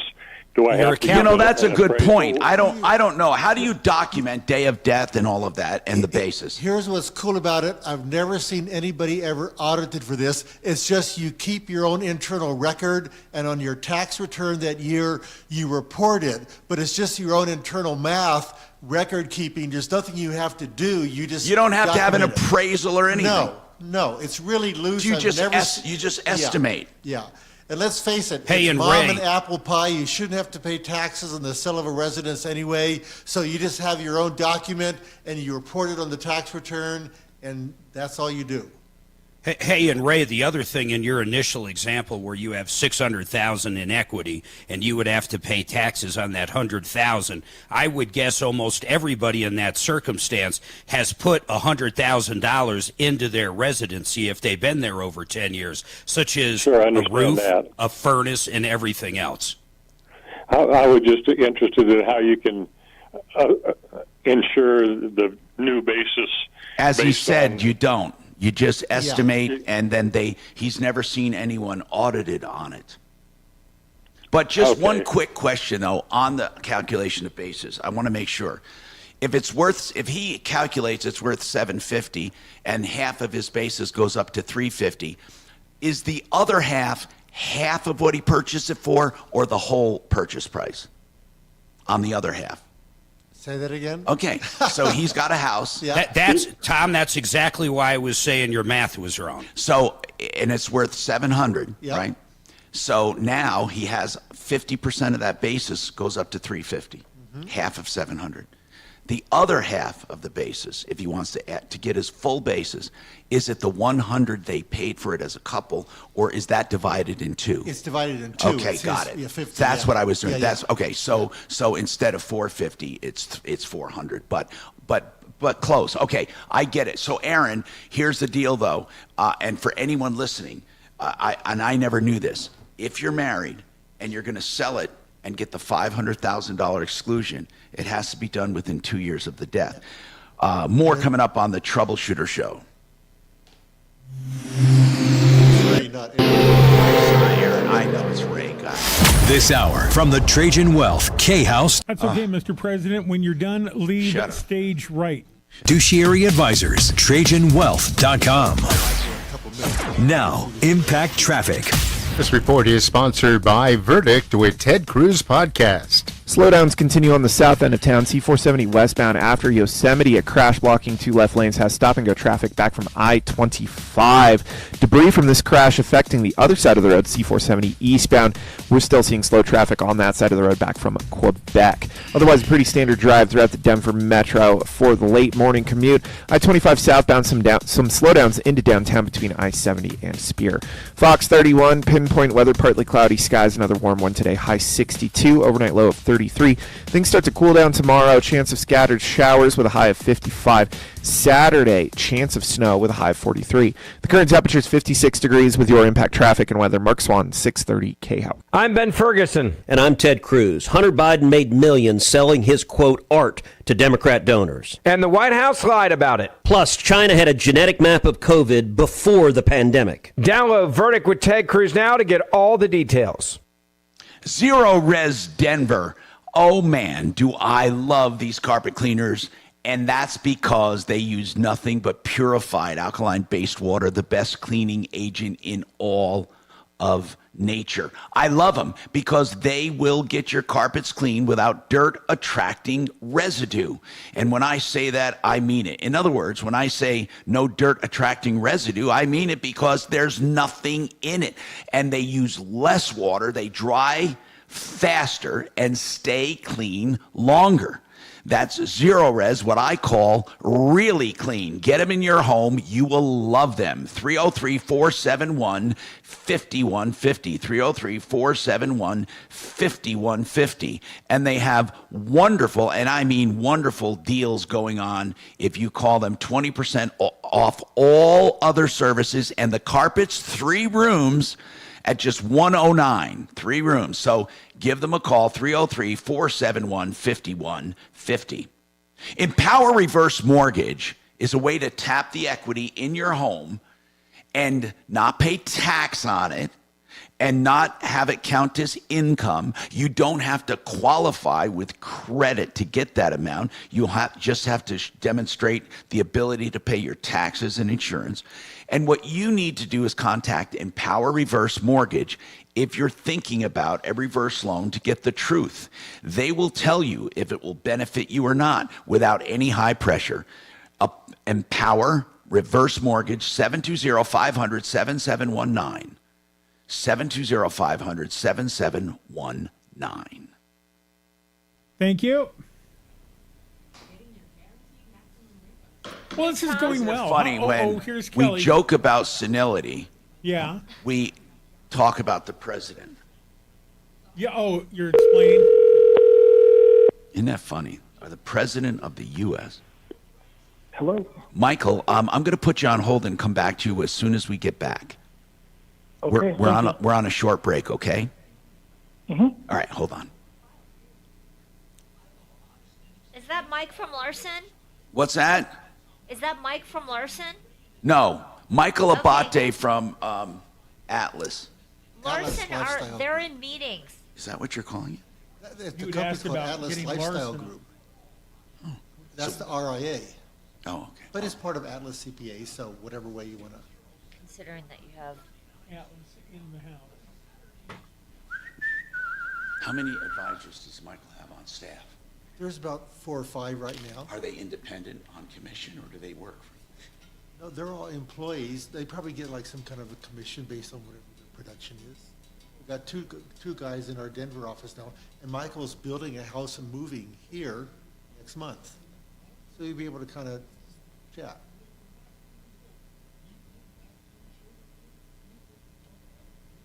Hey, Mark, you ever buy a half a cow or something? Quarter cow? No, I've been tempted, man. Well, because it just occurs to me, it's kind of the same thing as the tax credits that you're looking at. You're like, I'll still eat that hamburger later if I save 30% on buying the whole cow now. No, it's not. It's actual tax burden he's buying. I understand, but it's a little like having meat in the freezer. Not really. Not if you're actually going to pay taxes that year. Yeah, you can use, my right now, understanding, I don't know if there's a max. Right now, bro, after all the taxes that were withheld, I have to write a check for $300,000 before April 15th. Now, if I can make that instead of 300, if I can make that 200, that would be awesome. Well, I wouldn't do that, but it would be 250 or whatever I could buy whatever down. It is. That would be great. Well, whoever gets to Brook first. Nah, it's, Here's the deal. There's got to be an open market out there somewhere we don't know about. There's no way. Well, Kunkel she's isn't literally involved. selling her customers ones.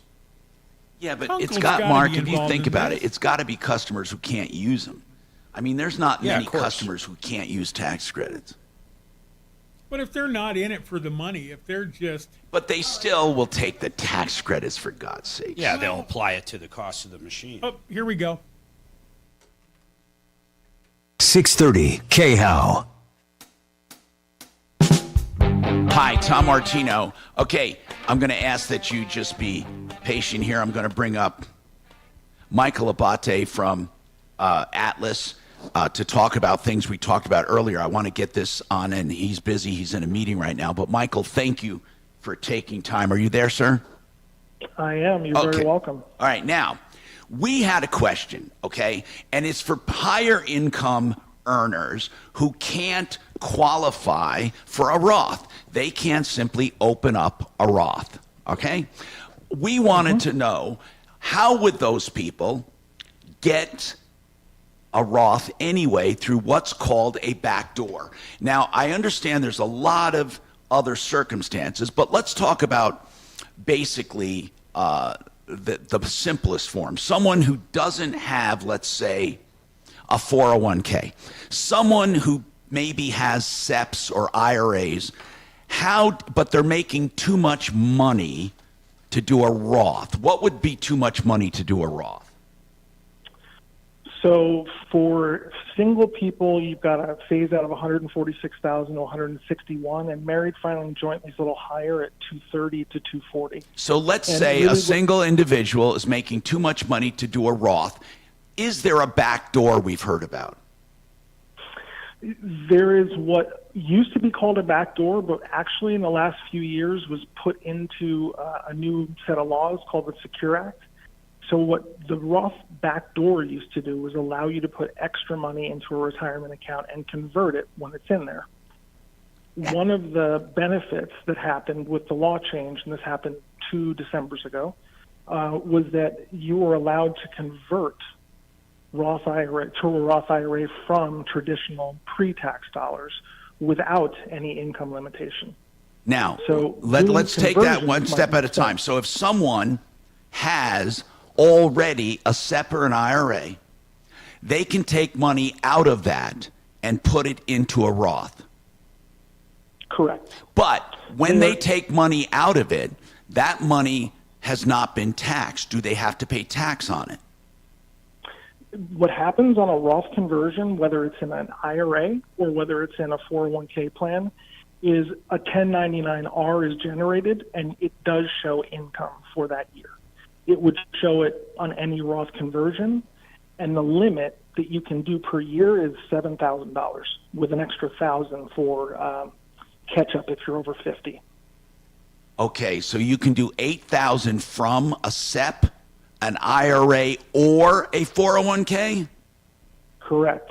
You are allowed to convert that. And no income limit? No income limit. But you must take the income on that money. Yeah, like Schwab or Ameritrade or whoever you have will actually generate it when you're moving it from one to the other. Right, I understand that, but I need to know this. You do not pay a penalty, though, for that withdrawal and transfer. You just pay the income tax. Correct. It is just a conversion. It's staying in an account with a different wrapper around the type of account. That's all. So you can... So, Michael, what was the changes? The changes were you could not do conversions of after-tax dollars that you put into a 401k plan. They closed that back door off. What does that mean? What do you mean? That people used to pay tax and put it into a SEP or an IRA? Some work plans allow for you to put extra tax-deferred dollars in and basically do a conversion on that. That was the Roth backdoor. You would put it in as an extra contribution you don't get a tax benefit for, and then it gets converted, once it's in there. That's what Mark was doing, but he's probably doing it knowing he has the right people, so he's probably doing it the new way now, which in essence, it sounds exactly the same. You're just offsetting. I mean, you really, or can you not put extra money in? If you work with your CPA and find out what in terms of your limitations are on making a contribution, if you're below that limit, you can make that contribution. But another idea, and this is really along the same lines as the backdoor, making a non-deductible contribution to an IRA and then doing the conversion. Okay, you can still do that. Yep, absolutely. Then, okay, and even if you have a 401k or other vehicles, you can still do non-deductible contributions to an IRA? The 401k plan was really the chassis it worked well on because it allowed you to put up to a limit of, it was close to $60,000 total. So the window now is smaller, but everyone has the ability to use it. One thing I want to be clear on, the 401k plan may allow for different circumstances and conversions or an in-service withdrawal. Yes. So you have lots of different options in terms of how to address it. It's just working with the right professionals. Now, Michael, one other question then. These in-service rollovers or contributions, what benefit is there? If you're already making tax-deferred money, why would you take the income and convert it? Why would you do that? So what I talk to clients about is looking at what I call bracket creep. So you know where your tax bracket is, and you know how much more income you can actually generate before bumping up into, say, 24 to 32%. If you are able to look at that and say, okay, I have Medicare concerns, meaning I make a lot of money, I'm going to have a surcharge on Medicare.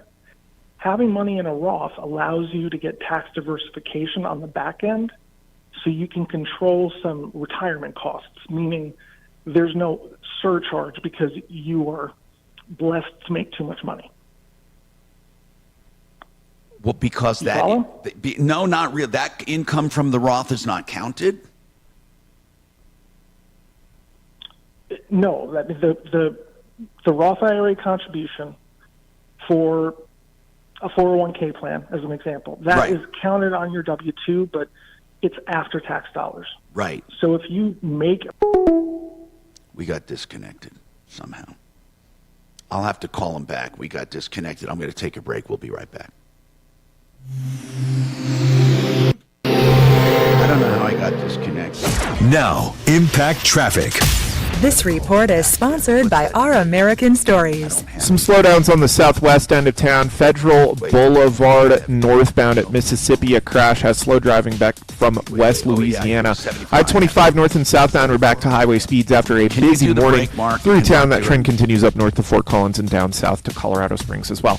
Back to town, heading to DIA, I-70 east and westbound, flowing free. No complaints, 225 north and south. Is it Frank Duran and Zero Res? Yes, it is. Can you do them? Yeah.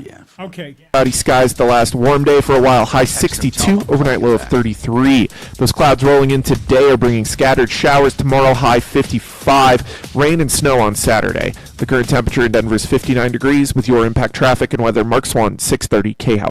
This is Lee Habib, host. Okay, Tom, 10 away. You on Frank and Zero. The story of comedian and professional roper Will Rogers, also known as America's Cowboy. You won't want to miss the next episode of Our American Stories. Remember, $109 gets you 3 rooms cleaned and a free hallway plus 20% off any other services from Zero Res.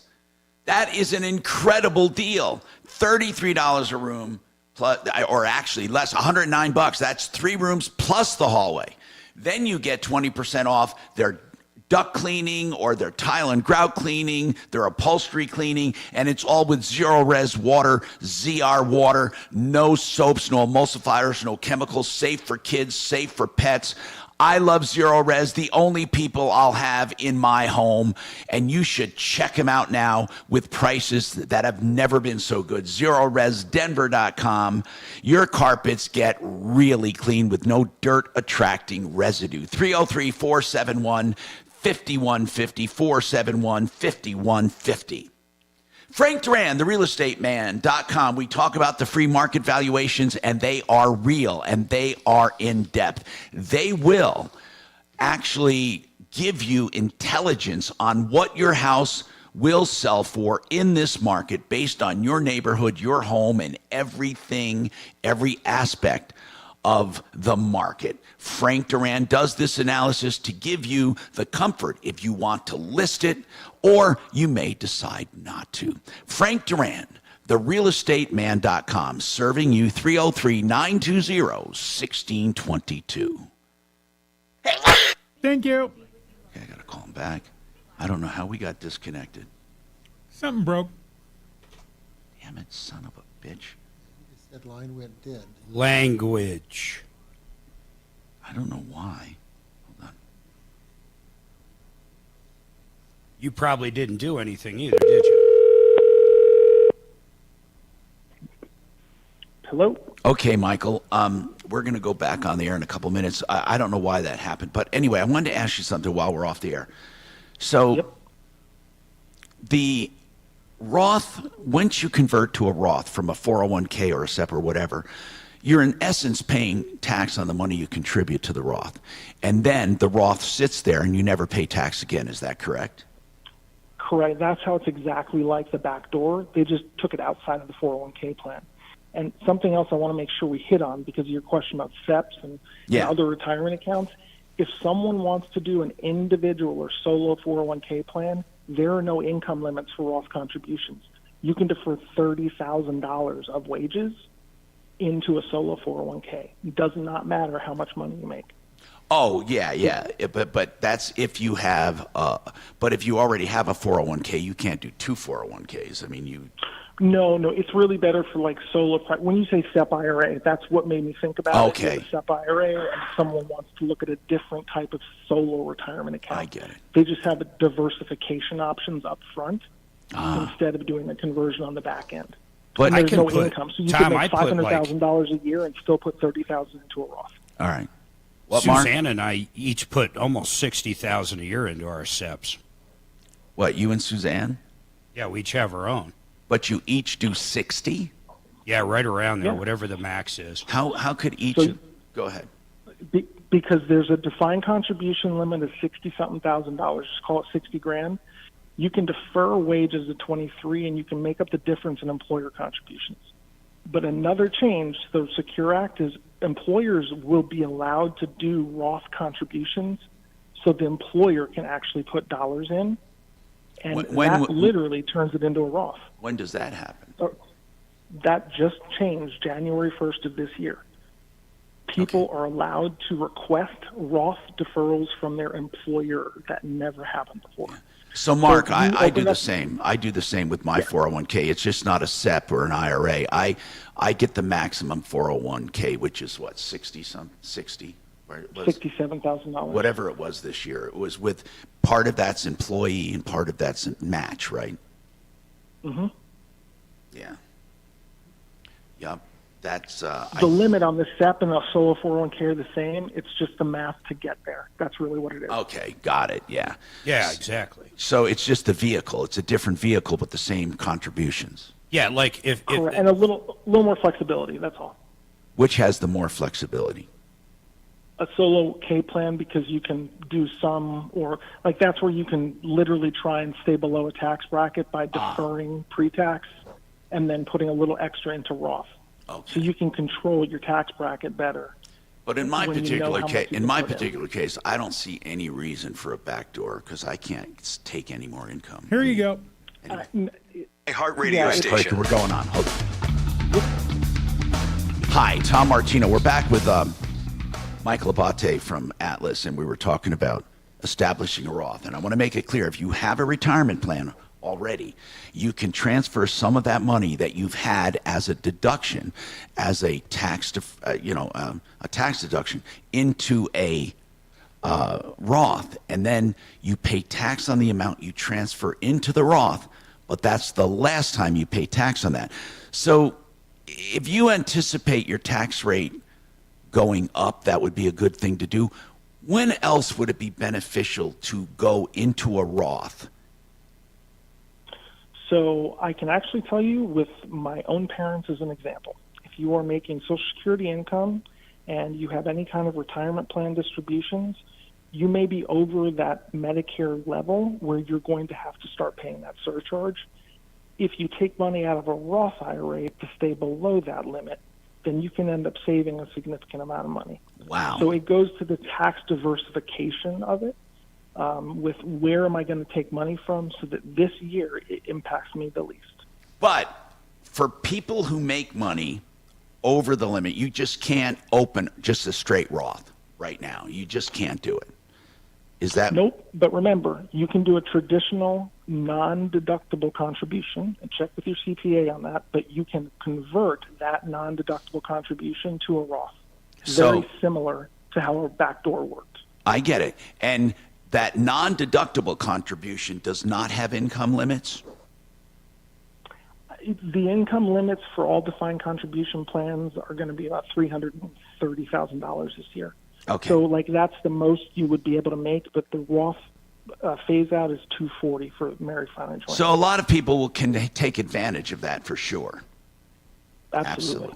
Okay, Michael, I really appreciate your time. Thank you so much. And of course, Atlas CPAs and Advisors, and if you wanted to talk to him, if you call the main number, that would be good. I mean, you can funnel the call to this, To our and office. Michael is a registered investment advisor. Yes. With Atlas, 303-799-9111. Okay, now the guy was calling Aaron. This is really Aaron, and we were trying to get him some help from. We're still going to call Larson to see if they have any tricks for getting transcripts quicker of the entire return. So hang on, and we'll get to you. Now, it is Shabam's, I hope I'm saying Shwabam, your name properly. You have a question on a traffic ticket. Go ahead. Shwabam, are you there? Hi, Tom. I'm here. Yes, sir. Tom, it's not a traffic violation. It's a parking violation. Okay. What happened, it's kind of weird. I got a notice from one of the lawyers from Bloomfield yesterday. I got a letter, and it said that this what is called parking violation is for 2019. Okay, but I need to ask you something. Was this private property? I don't know, because this one, I never had it before. Okay, I did listen. not have any idea. I want to explain something to you. Okay. It's a collection notice. It's not a site. It's not from the city. If it's not municipal, you can ignore it until they sue you. But they'd have to prove time, date, occurrence, and I think if it's from 19, they've lost their right to do it. Make sure it hasn't already been a default judgment. But I'm going to tell you very shortly.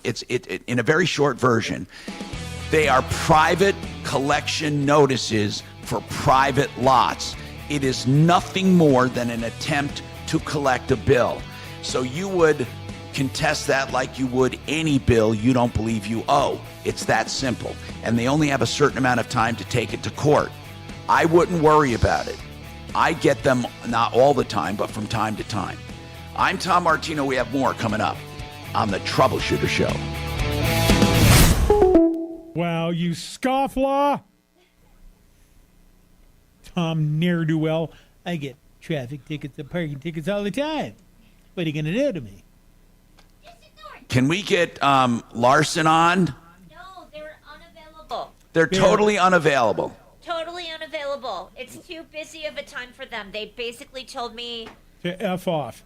No, they didn't say that. Well... Wait. Who told you what? Really, seriously? Steve and Mike are both in meetings all day. Okay, but they didn't tell you to fuck off. No, Shannon's being a jerk. Oh, I'm being a jerk. That's so hurtful. They would never say that to me.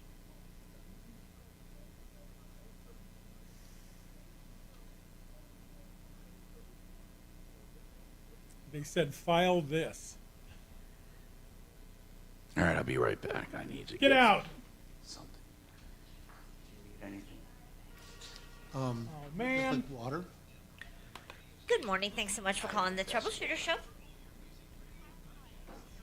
Yes, this is Kelly. So a backdoor wouldn't help me at all. I mean, I'm already doing the back. Yeah, you're maxing everything out. Absolutely. It's called Atlas CPAs and Advisors, and I can give you their number. It's 303-799-9111.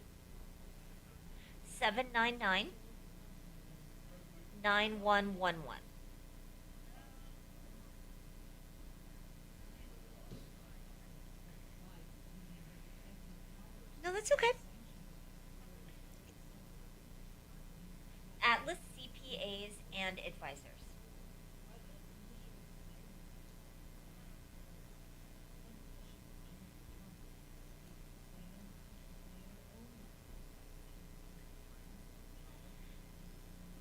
Yeah, no problem. Oh, I'm happy to help. Okay. Thank you. Bye.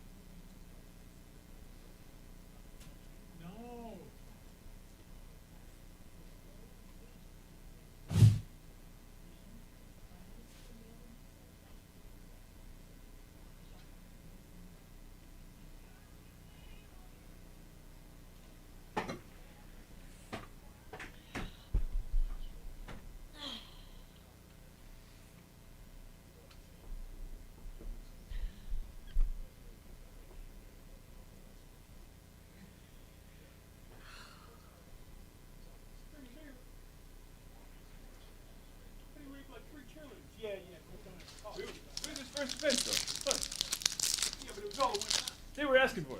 You see how they were dressed? You see how that beer was dressed? It's labeled pure blue. It was just asking for it.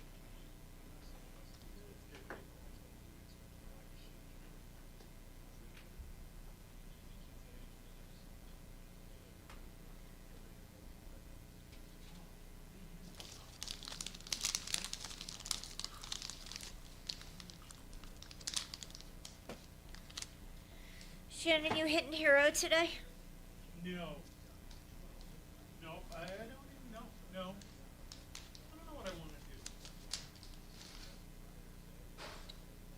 This is usually your day off.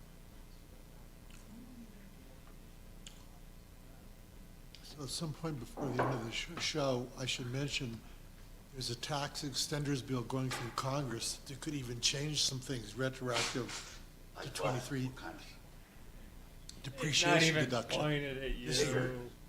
Yeah, they could increase depreciation deduction. They could Well, increase the R&D credits. There's all this weird shit happening, and people are, so nobody should file a tax return if they got a business yet, because they could have increased depreciation. It's strange you're doing this in February, but it's going through the House and Congress right now. Just interesting tidbit. Hey, Tom, Yeah. what do you want to do about Aaron?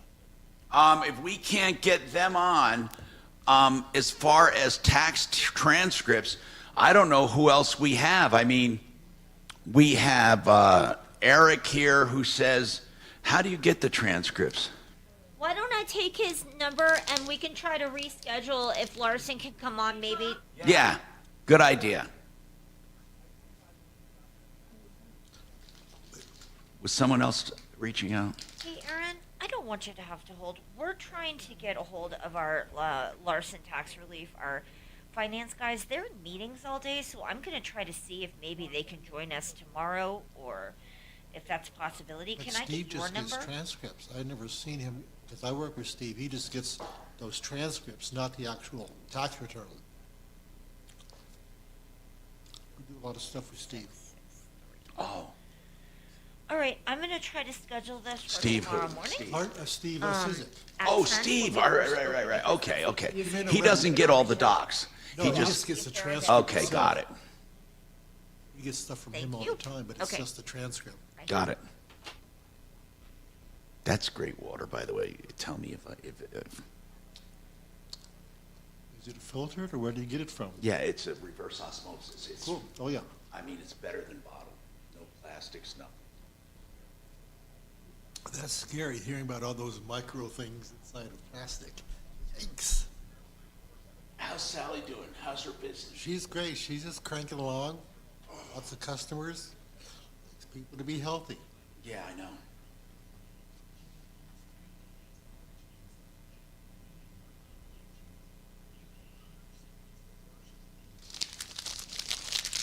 Is there a bathroom down here on this Yep. level? Right there on the right.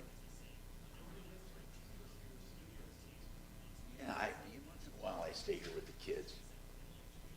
But I stay here like when Stephanie goes out of town. I like staying here.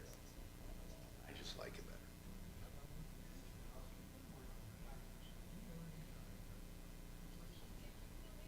I mean, my interest. No, I don't have interest, but my normal, my normal expenses, right? Because really, every expense I have here is for business. I'm only here for business. I don't take the depreciation like this, but I take the house. I mean, I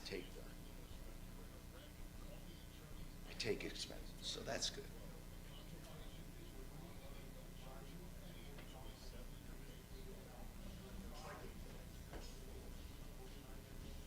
I think I got the share file thing. I downloaded it. Good. My only concern with you guys always, because you're so 10 good, seconds, guys. Just make sure I get advantage of it. At khow.com. Inflation Salvation on 630 KHOW. We have a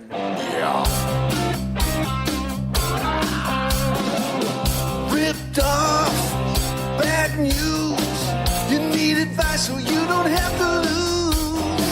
We'll come running just as fast as we can.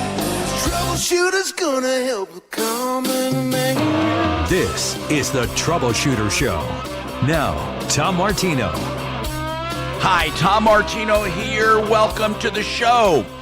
303-713-TALK, 303-713-8255, the second half of the Troubleshooter Show as we embark on another 2 hours of action-packed radio to solve your problems. And we've had full lines all morning. Get your calls in on any and all topics, 303-713-TALK, 303-713-8255. Goodness, we have learned a lot. And everyone, do you hear me? Everyone should take advantage of whatever income deferral programs they can do, whether it be a SEP, which is a simplified employee pension or whatever they call it. What is it? It's self-employed pension or self-employed whatever, yeah.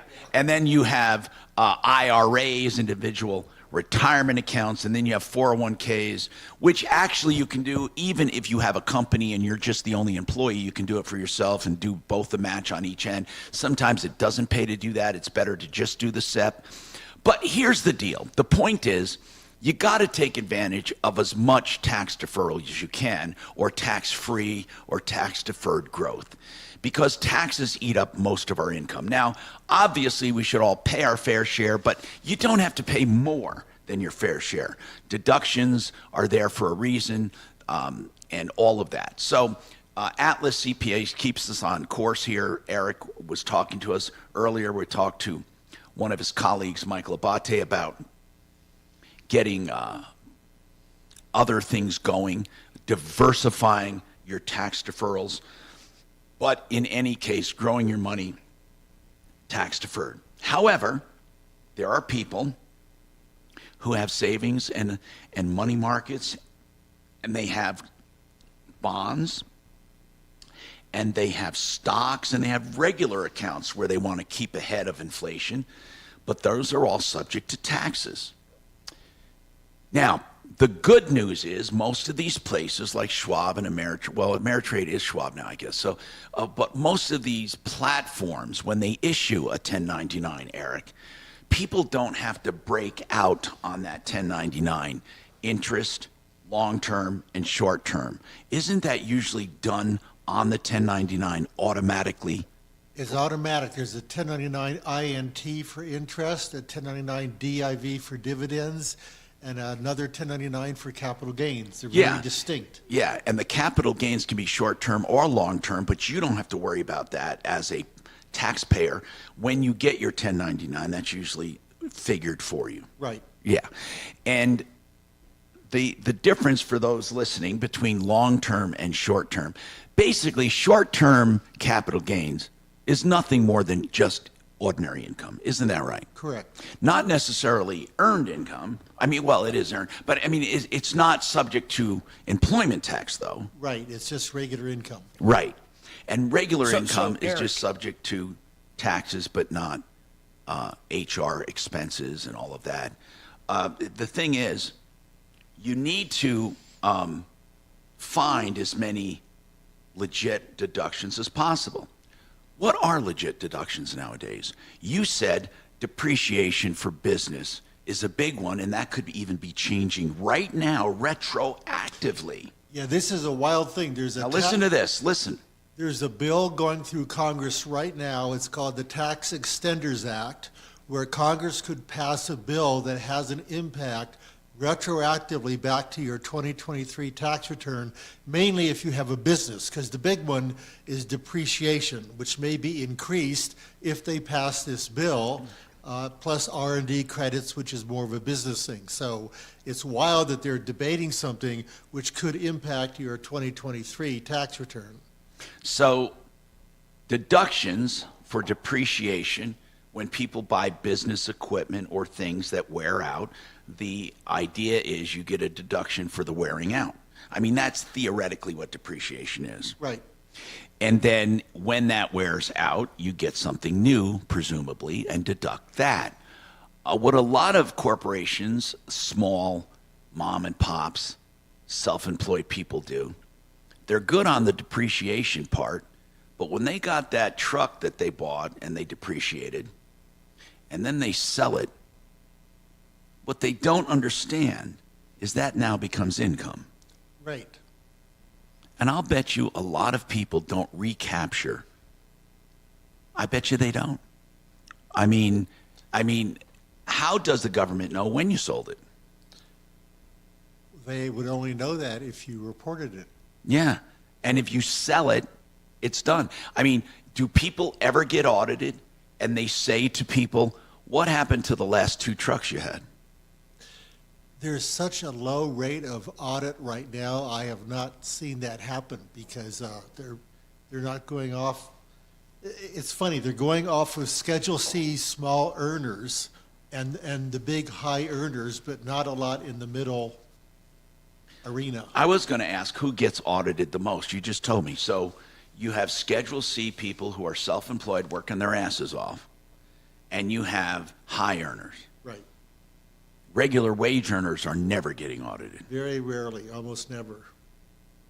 So could you own something, Eric, like I don't know, 7-Eleven, whatever, some kind of business, and you work there and you manage it, but you're also the owner, and instead of actually taking a salary, you basically just issue yourself a K-1 at the end of the year, and you're basically paying whatever it is, 20-25% compared to up to 40+%. Where is that line? Mark, that is a great question, and it is something that comes up a lot, actually. And it's called fair compensation, right? Don't you have to take fair compensation? If you have an S corp, the IRS expects you to show some kind of what they call reasonable compensation on page 1 of your corporate tax return. But you can take the majority of it if it's above reasonable compensation. You can take it as investment income. You can take it not as investment, ordinary income, but not subject to the payroll tax. Right. Yeah. And it's not subject to the Medicare tax either, which is Right. part of the payroll. Right. So yes, Mark, but you'd be shocked at how many business people try to take all of their income outside of wages. Well, that's interesting. Taking the 7-Eleven approach, if you're running your own 7-Eleven and a manager of 7-Eleven makes $40,000 a year, but the store's making you $500,000 a year, I would guess, long as you paid yourself that $40,000 That's right. for payroll, Yeah. you could take the rest of the profit at that $450 without paying the additional tax. But now, remember, there's another thing to take into consideration, because everyone who is self-employed, in a way, I'm self-employed, you're self-employed, in a way, there's a benefit too, though, however, to taking more in a wage if you wanted to start taking and creating pension plans or 401ks or that kind of stuff. You can't do that on ordinary income, can you? Without payroll income, can you or not? No, you need to have earned income or payroll income, and that is the main reason why we've seen clients evolve from originally trying to take a really small wage, but the older you get and the more you start to think about, I want to maximize my retirement benefits. And to do that, you need to report payroll wages so you can max out your retirement dollars. So the benefit of getting more retirement deductions is bigger than worrying about once your income goes over $170,000 or $180,000, you're only talking about a couple of percentage points of earned income payroll tax. So you'd rather get a bigger retirement benefit. Exactly. Yeah. Exactly. So it is a delicate balance between what you take as a wage and what you take as the business profit, so to speak. Right. And profits not subject to HR, but also you can't with profits necessarily benefit from all of the retirement tools. Right. So again, that's a delicate balance. We have some other things to talk about as well, but I invite your calls at 303-713-TALK, 713-8255. I've always wanted to ask this, and I swear to God when I ask this, it has nothing to do with me personally. But I've seen it in so many shows right now, and I've heard it so much, that I really don't know how it's done. And what is money laundering? Why do people, and I'm serious, I'm not trying to tell people how to break the law, but when people say they got to launder money, so let's say you have an illegal business, you're making tons of cash. Again, people, this is not me kind of sneaking a question. I really mean it. So you got a ton of cash, and then they have a business. So how is it that they want to take this cash and start using it? And in order to do it, they actually want to claim it and pay tax on it so it becomes real income. But how do you run cash through a business and launder it? How do these criminals launder money? Do they make up receipts for things that are sales? Like, are they claiming people came through their doors? And if they did and bought product, well, how do they... I don't understand how they show income for product if they don't have product. So and you may not even know, because I'm not, I don't know if I'd like an accountant who's very adept at laundering money, but seriously. Mark, do you know what they mean when they talk about laundering money? I'm curious. Yeah, of course. No, seriously. How would you use a business to launder money? Well, somehow, let's say you get money from a drug deal, $100,000, and ultimately you don't want to keep it in your bed. You got to figure out how to get it into a bank and not get it flagged. So you might own a dry cleaners, we'll use that as an example, and you might just have totally fake books. You actually don't do any dry cleaning or very little, but you pump it up and you take in a lot of cash. Okay, now I can see that if you don't have an actual product, like a hotel or motel, I could see where you'd run phantom guests through the rooms, because you're not depleting. You're not depleting anything. But I don't. Not only phantom guests, phantom expenses, phantom everything. Right, but that's right. House cleaners and all. But to actually make up products, you can't say you sold stuff if you don't have cost of sales anywhere, and to make up cost of sales, that would be too much of a web you're weaving. So I'm wondering which bit, like I hear laundromats are good for laundering. Or you just have a real business like a restaurant, something that actually makes money. So you have a restaurant and it's, somewhat successful, mediocre, but it takes in a lot of money. You could simply making deposits in there, not running them through your point of sale, and then just shifting that money from that bank account to somewhere else. Okay. See? Mark knows about laundering money. Why? I knew you were going to say that. Also, can I just interject? A lot of people get caught up in these scams where they're sent a check, they buy a product, and they're supposed to send the money somewhere else. That's money laundering. Or it's a pure ripoff. Yeah, more of a pure ripoff. Whenever you can, Tom. Now, Deputy Doc, being a gynecologist for years, he could have laundered money easily. He could have just claimed, instead of examining 40 women, he examined 100. Really, I'm not serious. That would be something where you're not depleting a product, inventory. I think where you get into inventory is where it gets very complicated, because you would have to... Tom, we could easily have laundered money, because we got, if someone pays cash, there's a way not to just book it. You just assume that their insurance covered it. Yeah, that's true too. Well, no, the whole idea would be to claim the cash. That laundering is just the opposite of what you were saying. You would want to claim somebody paid cash, so you have a way to deposit your cash. Right. Anyway, it's a fascinating topic, but I always wondered, every time I see one of my crime dramas, I always wonder, why do they buy this business, and how does it launder money? Now, a gambling casino, my God, would that be the best way to launder money? Do you think right now there are businesses right here in Colorado, legit, what appear to be legit businesses, that truly are fronts for laundering? I'm sure there are.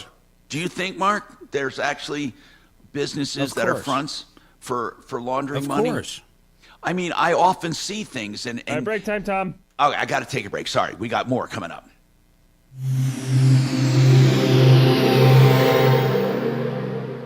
Major phone carriers make you sign contracts with rigid data plans to trap you into a kind of forced phonogamy. What's that? Sounds pretty insecure, if you ask me. At Consumer Cellular, we believe in a more consensual and healthy form of phonogamy, free of contracts and more flexible to your data needs. This way, you stick around not because we force you to with contracts and fees, but because you love our phone plans. like ardently love our phone plans, phonogamously. Consumer Cellular. When freedom calls, we're here to answer. Call us at 1-888-FREEDOM. And speaking of freedom, you need someone who can take your home and make it less maintenance, more energy efficient, and beautiful. K&H Home Solutions is that company. You know what I love about K&H? Because they not only beautify your home, but they do make it more energy efficient. Now, they've gotten into bathroom remodeling, and you can trust this company to do it the right way. 65 years strong. They're now an authorized Best Bath dealer. They can take your bathroom, any part of it, and renew it. The whole bathroom or the shower, tub to shower conversions, efficient one-day remodel options. Why don't you give them a call and find out what they can offer you? You won't be sorry. 303-421-7100. 303-421-7100. khwindows.com. Joseph A. Lazara, or Joe. He's a criminal defense attorney. Now, I'll tell you what I like about Joe is that he's been around. I've known him for, it has to be more than 30 years, but in any case, Joe is a criminal defense attorney that can handle any defense for any crime or any charge, including DUIs. And here's the deal. What you need to do is never shop when you're under pressure. And if you need an attorney, even if you want to plead guilty, get through the system, you need an attorney. Don't shop under pressure. Joe will do free initial consultations and then flat rate pricing. Joe Lazara, Lazzara, LazzaraLegal.com, 303-429-6200.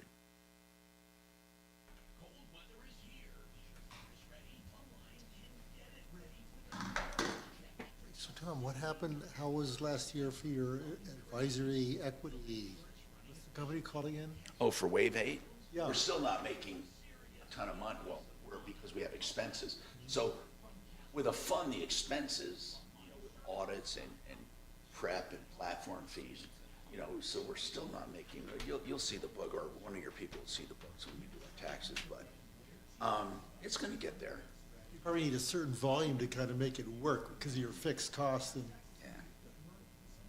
We're doing, we have the framework to explode. That's the important thing. It is so rock solid. We have never, Eric, we've never not been proven correct in our, it's still outperforming the stock market and still doing well. what kind of dollars have come in? What kind of dollars do you have in there?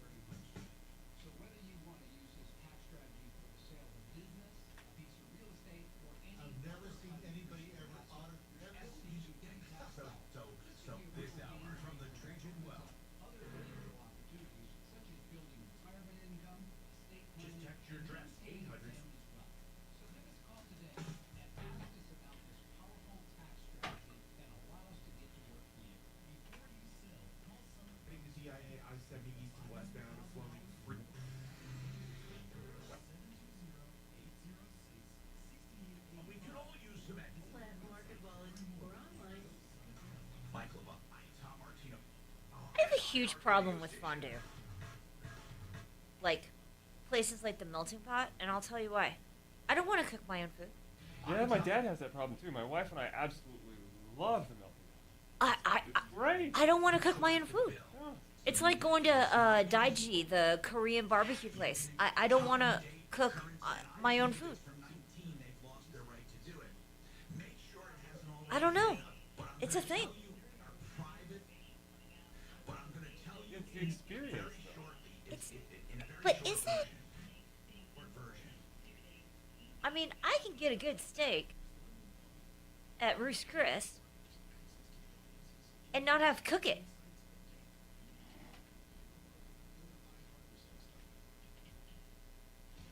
Yeah, there's was it Trappers? I think off of Parker or something, where they give you like this hot stone to cook your steak on. Oh yeah. I know what you're talking about. Yeah, my wife and I love it. It's an experience, you know. It's nothing we do all the time. If we want good steaks, we go to a good steak place. But if you want that experience and whatnot, then you go there. So yeah, I get it. Though. But see, the experience is that you have to cook your own food. So it's Which like, can be why fun. why put a labor charge then? Why am I paying for labor? Why am I paying inflated prices if I have to cook my own food?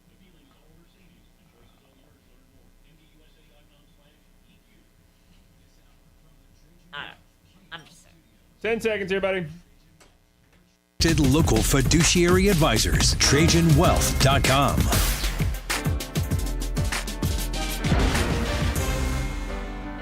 Hi, Tom Martino here, 303-713-TALK, 303-713-8255.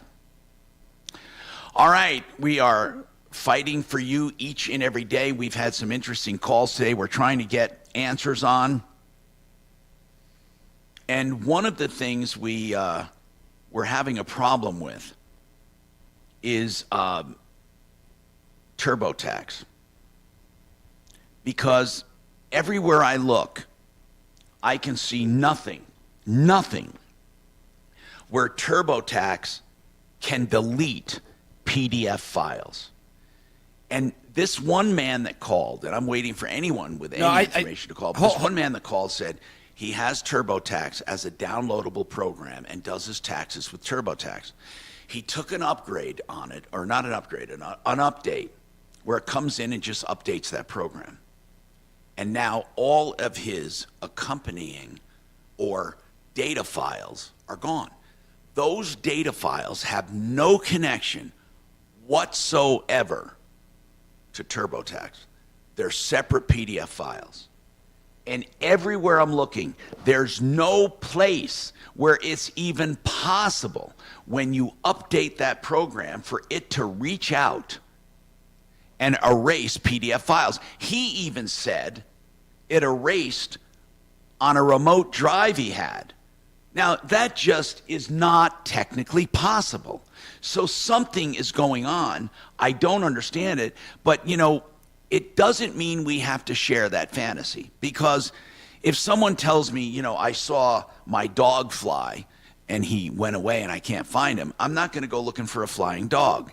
So there's nothing I can do about that. And no one has been able to explain it, and no one can, because it just doesn't happen. 303-713-TALK, 713-8255. And speaking of TurboTax, here's the thing that's really strange with TurboTax. They have been fined big time for claiming they had free service when they did not. Have you heard about this? Eric, they got in big trouble. They got in very big trouble, saying that they were free when I guess 8 out of 10 people who went there were charged. And you get done, and they have these charges, and apparently they're stealthy, and they're not open about it. So they were fined, and people are being warned. If you use TurboTax, they do have a free version, and not to be tricked. So that is something to be aware of. 303-713-TALK. And because it is February now, we need to talk about romance scams. They continue to be the number one ripoff for women, middle-aged women, especially widows. One woman, listen to this, her name's Debbie. She lost more than $1 million. Not all at once, but it was from her retirement account, her bank account, and her credit cards. She got to know a guy online that caught her eye, some English gentleman, who told her everything she wanted to hear. She loved his picture. His name was supposedly Eric. They began chatting, and then something urgent came up, and he needed a few bucks. She sent him money, Venmo. Then she sent him more. And then they started to talk about living together and all of that. She started making payments from $2,500 to $10,000 here and there, always for business opportunities. He claimed he was making a lot of money, and he was going to share it with her when they got together. They were communicating for 2 years, and during that time, she transferred more than $1 million. During that time, he would also transfer money back. So that allowed her to believe him even more. So then she would transfer it back to him. So it would go back and forth, but the net result was more money was going out than was coming in. Now, one time she's online, she says, and Eric says to her, how do you feel about, now he came out on his own and said this, how do you feel about forgiveness? I guess the guy was feeling guilty. And she said, that's a weird question. Why do you ask? He said, well, I have a confession to make. My name is not Eric. And I am not from England. He was a young man, a Nigerian man from Nigeria, communicating her in Nigeria. Now, here's the crazy part. He apologized and asked if they could have a real relationship. After all of this, she was shocked. First of all, he was young and totally different than who she expected to see and thought she was communicating with. She contacted the FBI. Guess what? They have more than 4,000 reports of this kind of stuff going on. And many of them turn out to be from Nigeria. Some are from India. Some are from the Philippines. Now, is that incredible? How do you get truly that involved with someone that you've never actually seen? They don't even Zoom, by the way. They were just communicating with photographs and here and there and texts and Snapchats. How Tom, do you do that? I can tell you how. These women and men are so desperate that they need somebody in their life. And, you know, I would say 95% of them are either in the military or working on an oil rig where they can't be contacted. So they keep the scam going on. And I tell people, if you're suspicious, it's so easy to go on Google and do a reverse image search, and that will usually show that the picture has been used in a whole bunch of different cases, and it's not the person that you're talking to. Like Deputy Doc, for example, sounds experienced, doesn't he? Because he works at AARP and does a lot there. And romance scams, I mean, seriously, they come in each and every day. And the other thing that amazes me, Tom, is that you get women and men too, who believe that celebrities are going to want to be with them, that are going to give up their career and marry these people. I've had people from, who was it? Paul Simon was going to do it, and some other R&B actors. And these people believe that these celebrities are willing to give up their celebrity lifestyle and marry a frumpy widow from Kansas. You know, there's just no reality testing mechanism. I love Doc. What? By the way, I just love how you talk. I love it. And by the way, it's amazing to me how many of these are out there. And as they say that February is one of the worst months because people are desperate to find someone. And do you know a vast majority of people actually dread Valentine's Day? Break when you can, Tom. Because there is such an emphasis on love and companionship, and there are so many lonely people. It's kind of sad. 303-713-TALK, 713-8255. By the way, Ideal Home Loans still doing home loans, and one difference, they have the interest rate guarantee, so when rates go down, or if they go down, you get financed, Refinance free of charge. IdealHomeLoans.com, 303-867-7000.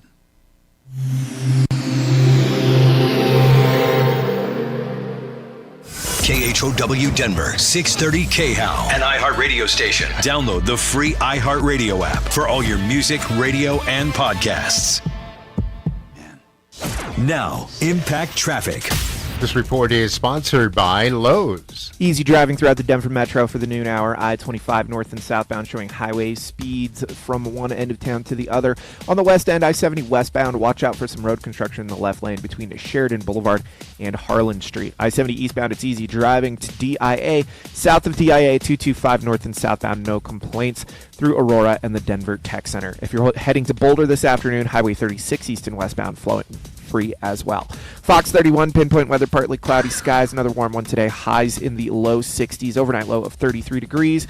Tomorrow high 55 with scattered showers. The current temperature in Denver is 62 degrees. With your Impact Traffic and weather, Mark Swan, 630 KHOW. Get the appliance. 10 seconds, Tom. Explore the largest assortment of brands you trust in-store or online at the best values. Plus, take advantage of their everyday financing offers. Lowe's knows home improvement, subject to credit approval. The RV Authority, none other than LazyDays.com. Lazy Days, because RVs let you move at your schedule, and they have them all, new and used, big and small. You can go to Lazy Days. Our friends, for example, at Century RV are now Lazy Days of Denver at Longmont, at exit 2, at exit 243. And here's the bottom line. They have a beautiful maintenance facility up there as well. And what you will love is how they do business. Great trade-in values. And also, they do wonderful service, whether you bought there or not. LazyDays.com. Go to any location. Go to the website. Check them out. That's LazyDays.com, and that's exit 240 to Longmont, right on the frontage road for that service facility on the east side. Lazy Days, 303-453-1111.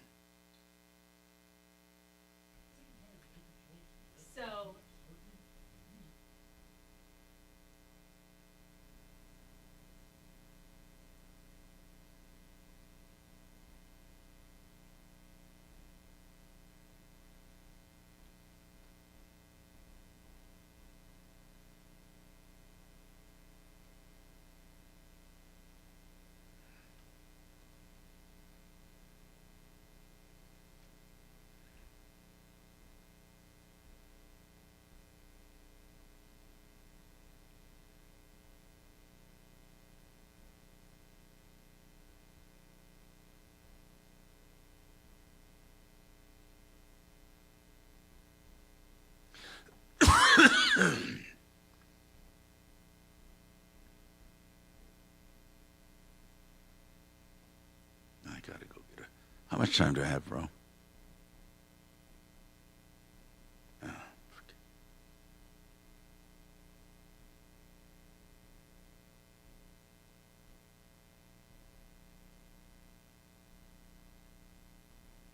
Is today Thursday? Yes, it is Thursday.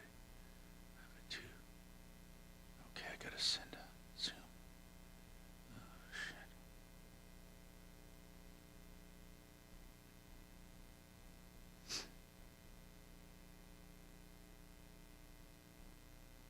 It's tomorrow, 2:15 tomorrow.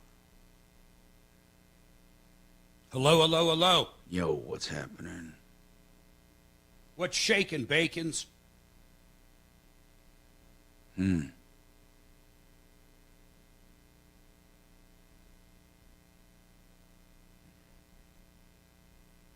I've had a lot of bacon lately.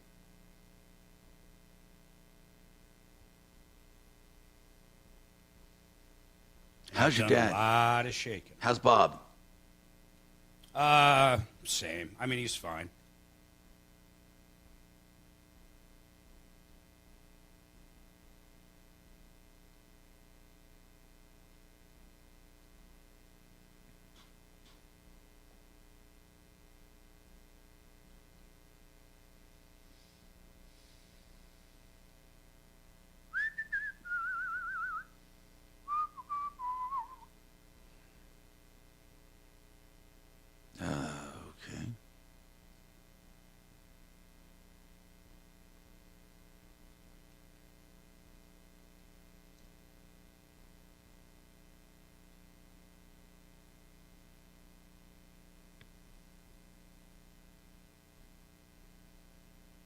All right, 10 seconds here, Tom. Trajan Wealth, your trusted local fiduciary advisors. TrajanWealth.com. Denver's talk station. Online at khout.com. Hi, Tom Martino here, 303-713-TALK. 713-8255. Eric, we have somebody who wants to know, how long do they have to start an IRA or a SEP or a Roth? Can they do it after the first until they file? Is that open for that right now? Can you still do it? You can do an IRA, but for an SEP, you're supposed to have it funded by the end of the year, or at least open by the end of the year. Okay, so you can't do that retroactively. Right. But you can do a SEP. Can you do an IRA? You can do an IRA. Now, somebody else wants to know the contribution limit for an IRA. I believe it's $7,000 and the $1,000 add-on if you're over 50 years old. But that's only with income limits, right? The IRA. Sure, that's right. There are income limits to that. That phase out the more you make. Right. Okay. And then once you establish that, that grows tax deferred. You're talking about a traditional or a Roth? An IRA, a regular IRA. A regular IRA, it grows, but then when you take it out, it's taxable. Right. Yeah. So are you finding more people opting for the IRAs or the Roth IRAs right now? The conventional or the Roth? The majority of our clients are going for traditional because they're still eager for those current tax deductions. Okay. That's just what most folks are doing. All right. 303-713-TALK, 713-8255. And when it comes to owing and they file, again, we of course we have this discussion all the time with Larson. Can you establish an installment plan on your own? Do you send in a payment? What do you do when you file and you owe? As a matter of fact, now the IRS is very lenient on getting these installment agreements going. You can actually file with your tax return requesting an installment agreement up to 5 years. And how do they do that? Do they charge the going rate of interest or what? How do they do an installment agreement? They'll do it, and they'll just charge you whatever the going interest rate is, and that changes from month to month. Right now, it's 7 or 8% per year. Perpetually, depending on whatever amount of money, just like any kind And you of can bank get loan. it up to 5 years? They'll give you up to 5 years. You'll pay for it, you'll pay interest, but who wants to, it just depends, do you really need a 7 or 8% interest loan or not? It depends on your circumstances. Well, it's better than a credit card or something like that. That's true, it'll beat a credit card loan, but it's just kind of difficult to be borrowing money from the IRS to fund yourself. And as far as installments, are there a lot of people, percentage-wise, do you think, that go for installments? Probably, I bet it's less than 10%, maybe 5%. Most So- people just pay their taxes and move on year by year. Or they've had enough withheld. I think Yeah. the most people who have problems are the ones that don't withhold. I think it's self-employed It's the individuals. self-employed individuals, or sometimes we've seen people, they underestimate with their W-2. They'll tell their employer, give me 9 exemptions because I don't want to have money withheld, so they get themselves in a jam when they go to file their taxes. And is the law still the same on that? You can take as many exemptions as you want? You can report whatever you want. It's not depending on how many kids you have. You can literally tell your HR department, I want 8 exemptions because I've got these other deductions going on. And But then if you underestimate, you not only end up having to pay, but you could end up with a penalty, even if you're a W-2 employee. You betcha. You know what drives me crazy, guys? So the government, even though the taxes aren't due till April 15th, I'm just taking individuals, not corporations, but it's amazing to me that you have to pay quarterly. It's amazing to me if you get paid every 2 weeks, you have to pay taxes the second week of January 2023 for a tax bill that's not due till April 15th of 2024.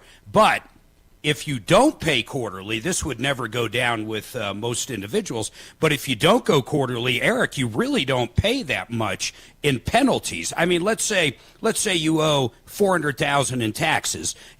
That penalty for that $400,000 for not paying it throughout the year, but paying it on time on April 15th is only a few grand. Isn't that correct? Yeah, that is a good thing to talk about. Hold on. Because people, that's exactly, I just got a text on that, is if I don't file quarterly and just pay my tax, what are the worst consequences? We'll talk about that coming up. I'm Tom Martino.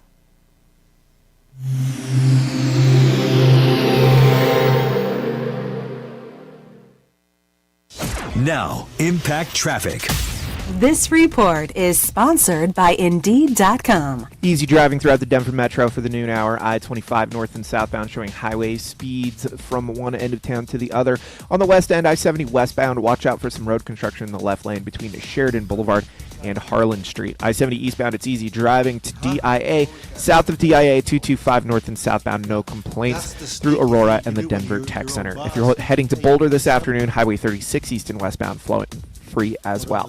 Fox 31, pinpoint weather, partly cloudy skies. Another warm one today. Highs in the low 60s. Overnight low of 33 degrees. Tomorrow high 55 with scattered showers. The current temperature in Denver is 62 degrees. With your Impact Traffic and weather, Mark Swan, 630 KHOW. New year, new hiring needs? Indeed's end-to-end solution helps you attract, interview, and hire candidates all year round. Schedule and conduct virtual interviews right from your Indeed dashboard. Learn more by visiting Indeed.com/credit. Genesis TotalExteriors.com. That says it all. Total Exteriors, yeah. They do the roof of any kind, the soffits and fascia, the gutters, and then the siding, windows, doors, decks, railings, painting, and guess what? You can get stucco done as well because Genesis can upgrade you from regular siding to stucco, and the differential's not that much, so if you have an insurance check, it might be the time to do it. GenesisTotalExteriors.com, one source for all your storm damage or just home improvements, 303-679-8509. Simply Floors, Inc. is also a great place to go for home improvements if you're looking for floor coverings. Buddy and Karen Mitchell are the experts that want to make your experience happy. In fact, they really have a great atmosphere for their employees, their installers, their customers, and their consultants that come out to see you. Make an appointment at simplyfloorsinc.com, and they'll come out with whatever you're interested in, luxury vinyl planking, carpeting, hardwood floors, engineered floors, and give you a great price and great consulting on what you need and where you need it. Proximity Mills is the supplier, and they have all price ranges. No job too small. Simplyfloorsinc.com. You know, I love the Art of Granite, the way they do business, because they will give you a price on the phone, whether it be granite, like the name implies, or any countertop material, natural stone or man-made. They love giving prices because they're proud of their deals. They're located in Golden, and they charge wholesale on all materials. Tear out and haul away's free. The bathroom's free when you have the kitchen done, or a free kitchen sink. Call them, 303-386-5919, 303-386-5919. Man, you do not want to be facing a catastrophe of black mold, asbestos, any kind of water contamination, storm damage. When you need help in your home, including a meth lab in one of the rentals maybe, or an unattended death, you need American Restoration 24/7. Rock and his team are EPA certified and have the knowledge and know-how not just to mitigate and stop damage in its tracks, but to undo the damage and restore your residence or your business. Don't take chances in an industry riddled with corruption. Call the guys that I know and trust, and I refer to my friends. American Restoration 24/7, 8337-AM-REST, 8337-AM-REST, or amrest247.com. Your first.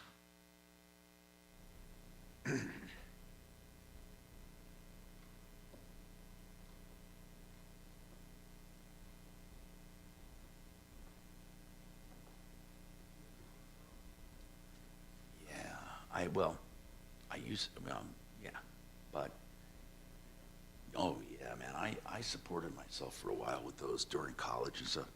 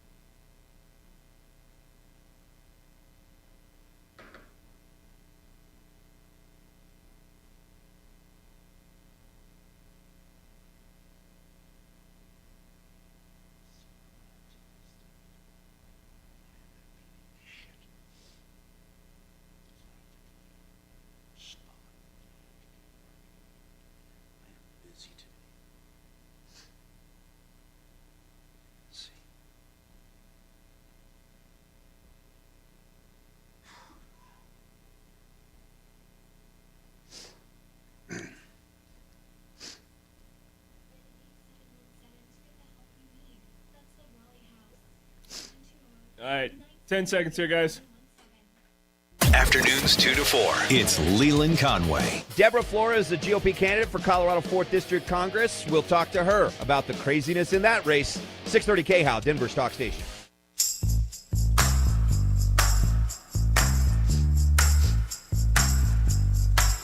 Hi, Tom Martino here. 303-713-TALK, 713-8255.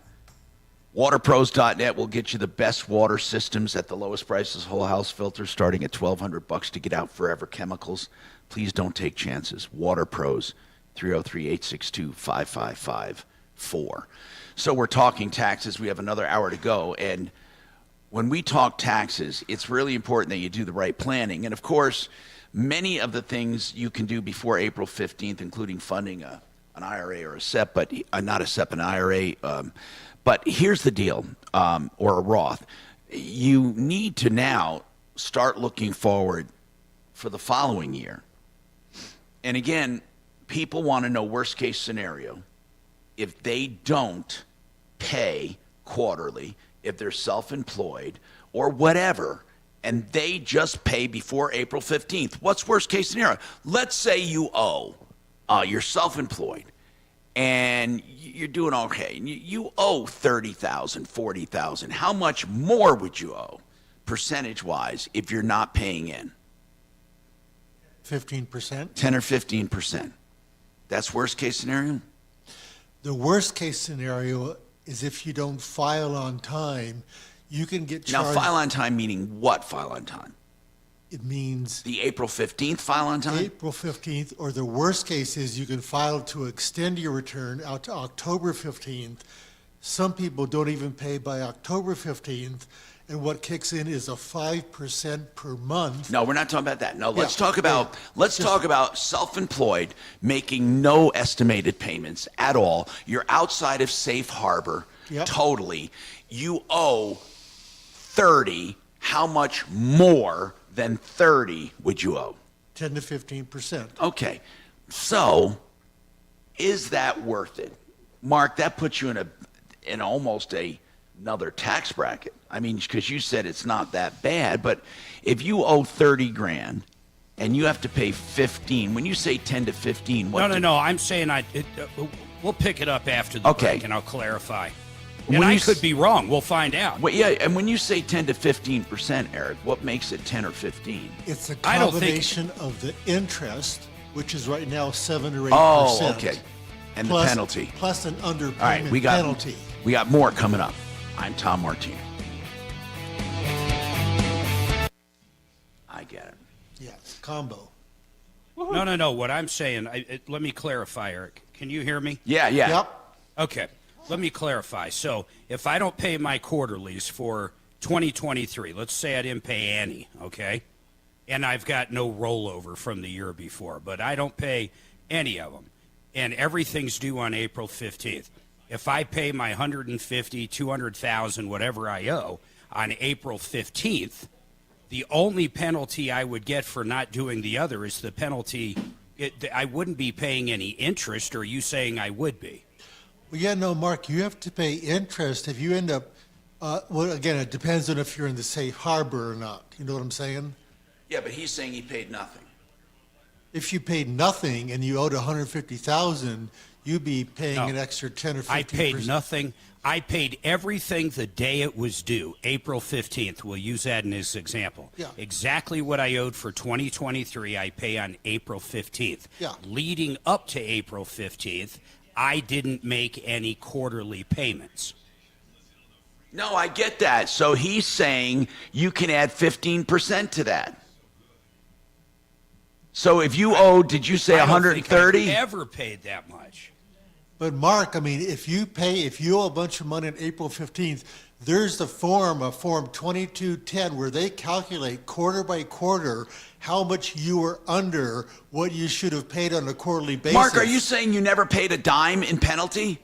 No. I do. I pay quarterlies. What I'm saying is I always thought it was a very low amount. Oh. If you didn't. Oh, you do pay quarterly. You're just giving an example if you didn't.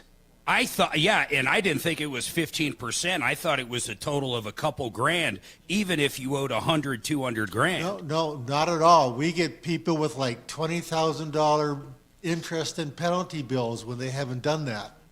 Well, okay, so generally speaking, what I do, last year I paid this year's taxes, by the 5th month. I paid everything by May, but I had a ton roll over from the year before. Right. You know what I mean? Right. But the common citizen gets themselves in trouble when they don't pay at all. Then they come and they file, and they get huge penalties and interests. And then what they base the penalties on, this is a little weird too, Tom, and I've fallen in this position. That's how I got overpaid. When I paid for 1 year, but then I took the entire bus, which, I mean, it brought down my taxes by well over $100,000 just for that year. Oh. So I had all this money left over. So, but then coming up onto the next year, they're basing those quarterlies on that much lower amount because I took the bus that year. So then you end up owing a lot of money the next year, right, Eric? Yeah, you just have to pay attention to what you've got in the system. And But all the IRS knows is what you did the year before as far as quarterlies. That's right. But if you haven't paid, then they presume that you earned your money evenly over the previous year and expect to see that money each quarter. Here's one I did do, And I don't know how Mallory did it. I think you file a certain way. But, Tom, as you know, at the end of the year, we do our referral list thing. And I legitimately, neither of us take that till the end of the year. So my quarterly in December for a few years back, I didn't do it. I don't have the intention of doing it this year, even though I could. You don't have to evenly Thanks do for it. calling the Tom Martino Show. No, of course you don't. If you legitimately make all your money in December, No, you I don't know. have to Yeah. pay Tom quarterly. Martino Show. Hence the bonus I do. Hi. But Is that correct? You don't have to pay evenly if you're making all your money in December. If you truly, right, if they ever audit you and question that and say, well, it's an Real accrual, estate question. What's your name? but Well, if it's I'm a thinking of, bonus, like- Mark, if it's a Okay, bonus. Hobby Lobby. Hobby Lobby doesn't make any money till the last quarter of the year. ALBERT. But there's an actual extra form you can fill out on your That's return right. to annualize your income and show right. when you earned it towards the end of the year. That's right. Yeah.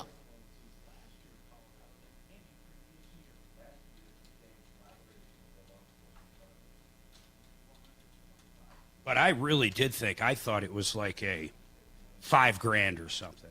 No, it can get very ugly. You can then go back in and call the IRS and request an abatement if you've been a good boy up in prior years. One time. A one-time abatement if you've been a good person over the prior years. You know, After I've that- never used my freebie. Never used it yet. Say it again? He's never I've used never his used freebie. that freebie. Okay, well, keep it in your back pocket. I've never used it.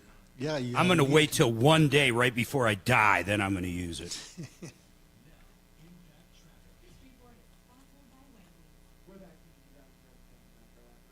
I do think it's bullshit. They get to sit on our money and it's not even due, though. I think that is just total horse shit. No, I know. Because get they to need make it for operating. Oh, they're so broke. All we do is print money. That's a whole new topic, though. God, it's so ridiculous.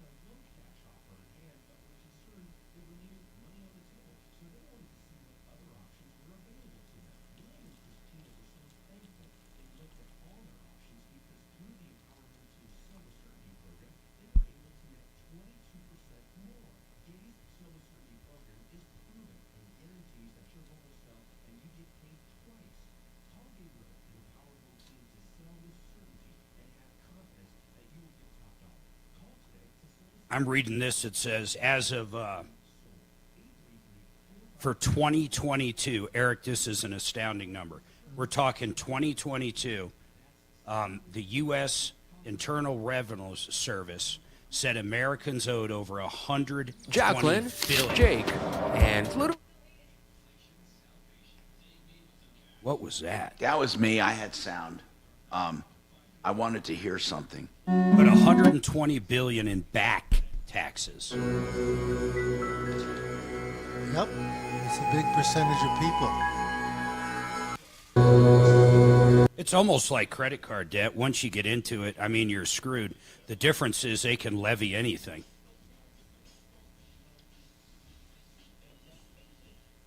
I guess it is cheaper than credit cards for people. 10 seconds here, guys.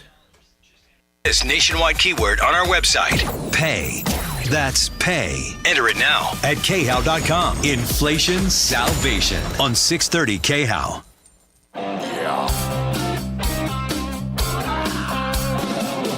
Ripped off, bad news. You need advice so you don't have to lose. We'll come running just as fast as we can.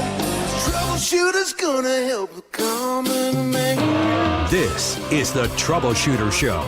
Now, Tom Martino. Hi, Tom Martino here. Welcome to the show. Let's talk. We got a final hour going. Get your calls in if you have problems, questions, complaints, anything you want to talk about. We're here to talk about it and to help you, including great sponsors like DenverRegen.com. Now, I'm going to tell you the weight loss rage Denver Regen is supplying for just $250 a month. It's incredible. The lowest price, you're going to get the brand names, Ozempic, Wegovy, $1,200 or more a month. And they're doing it with injection supplies, doctor's consultations, everything all in $250 a month. DenverRegen.com. As always, check with your doctor before embarking on any weight loss. But it's the semaglutide, genuine, compounded, DenverRegen.com. Now, Albert's got a real estate question. Albert, welcome. You're on the air. What's going on? How you doing, Tom? Hey, man. Good. A couple years ago, I got in trouble with a virus stuff, and I was behind. So they put is a mortgage question. They put the payments about a year behind the mortgage. I didn't know it was a balloon, so now they want $22,000 in cash, and I can't find. Wow! no Wait a minute. funding. Was So, this during COVID? Yes. And so you took a deferment program. Right. I didn't know it was a balloon. I didn't know I had to pay the whole thing back. And so I only owe $22,000 in the house. And the question is, now wait a minute. What is your loan balance in general? Your whole loan balance? the balloon, just the balloon, 22 and change. That's all you owe on the whole house? Correct. I don't get it. When you took the deferment, your balance was how much? When I took the deferment, about 180, but I had another house. I sold the house, so I paid everything off on both houses and the cars and all that good stuff. Oh. But I didn't know. And then you got a notice saying, wait a minute, you still owe some money. Correct. I didn't know that. Well, where did you think that money was going? Or where did you what did you think was happening to your payment when you took the deferment?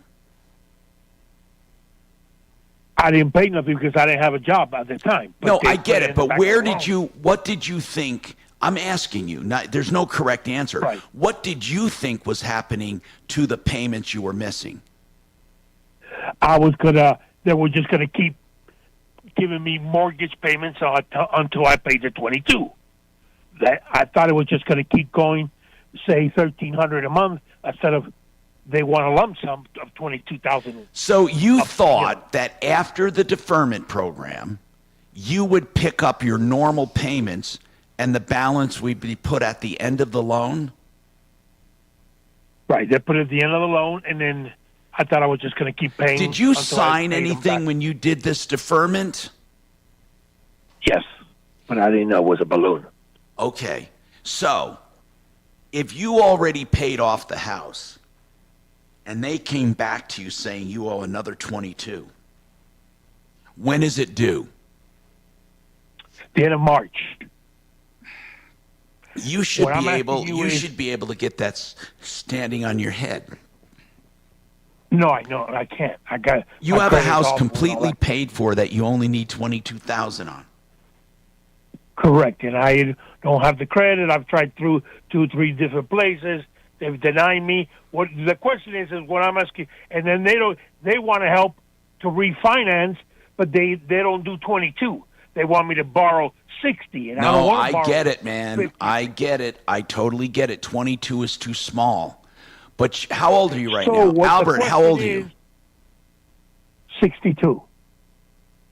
Okay. The question is, Tom, your experience on that, if I could save it for 8 or 9 months, you think that's enough time they won't foreclose on my house? No, they'll foreclose.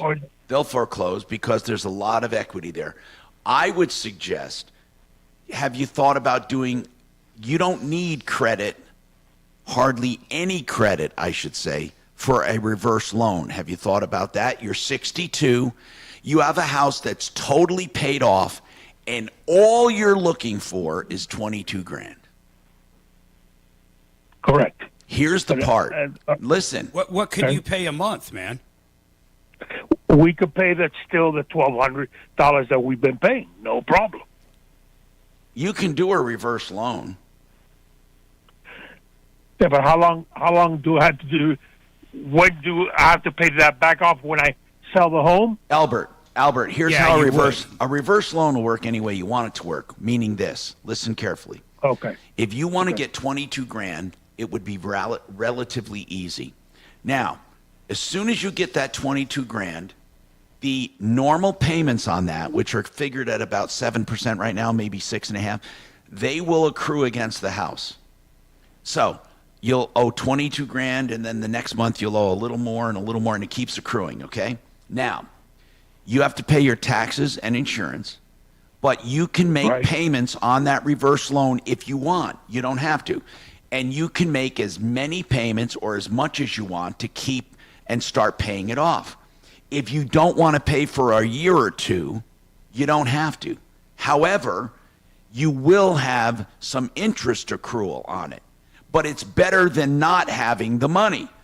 And you can get it paid off whenever you can get it paid off. It's like any other loan. You can make advance payments, you can pay interest, you can pay whatever, and pay it off. Okay. Tom, Hey, and how if your O&E truly is, there's only 22,000 and there's no weird stuff. I mean, I would do a second for you on a 5-year deal, and your payment would be way less than the $1,200. Mark, what would a HELOC do? He's not going to qualify. If he doesn't have credit, he's not going to get it. Okay. I can't qualify. I tried HELOC. I've tried equity loan. None of those worked for me. None of them. So Mark's suggesting a private loan. Private loans are an option if you don't get raked over the coals with rate. But no matter what, a private loan would be better than a reverse loan because you're not going to have interest accrual on interest. If you can continue making that payment, then you could probably get a private loan until that's paid off. Private loan, don't you need credit for that private loan? Well, it depends on who the lender is. If literally, and again, I really hate doing personal stuff like this on a radio show when a listener calls in. But theoretically, if someone wants to loan you 22 grand, they can decide what credit they need. If you have enough equity in the house and they figure you'd be insane not to pay them, they'll just take your house. I mean, that's what Mark and any other lender's thinking. They're thinking, forget you, bro. Right. If you don't pay, I don't care if you have credit. I'll take your house. What's your house worth, did you say? About $450. Yeah. So what moron won't give you $22,000 or even $25,000 or whatever? They're going to charge you a couple points up front. You're going to have a loan at the end. Let's say you have a loan of $25,000. Who's not going to give you $25 grand? At a certain percentage rate, and in fact, they would be happy. They would be happy if you didn't make your payment because they get. And your payment's going to be a lot less, man. I mean, you'd be looking at around $600 a month for 5 instead years. Of the $1,200. But he can pay it off, and you'd have it paid off in 5 years, or you can pay it off quicker. No. We can pay it off. We can pay it off in 2. That's no problem. Well, it doesn't matter if you did get hard up. I mean, what I look at when I do stuff like this, I don't want you to default. It's the biggest pain in the ass in the world. So that's fine. If you want to make extra payments, make all you want. But when Christmas comes and you want to buy the grandkids more stuff, you don't owe the $1,200 a month. But if you want to pay it off in 1 month, it doesn't matter. Albert, there are a ton of people that will do that for you. Do you have a retirement account? No. Everything is in the house. And did you say you sold another house? Yes, I've done everything real estate. I've never had. I never dealt with the. I didn't know how to do the 401ks. I wasn't into that. I was into putting all my money into the real estate. I get it. So the payment deferment, has come due. What I don't understand is this: when it came time to pay your house off with the proceeds from that previous house, why didn't they include that in the payoff figure? I don't get it. Right. Yeah, they didn't. I missed it. But Because wait a it was minute, like wait a minute. Are you sure they didn't? When you requested a payoff figure, right? Correct. How? Of the first loan, not the second loan. What second loan? They created a second loan when they did the deferment. But if they knew he was paying it off, they should have given him a payoff figure. It was the same Well, bank. maybe so. Who was but your the lender?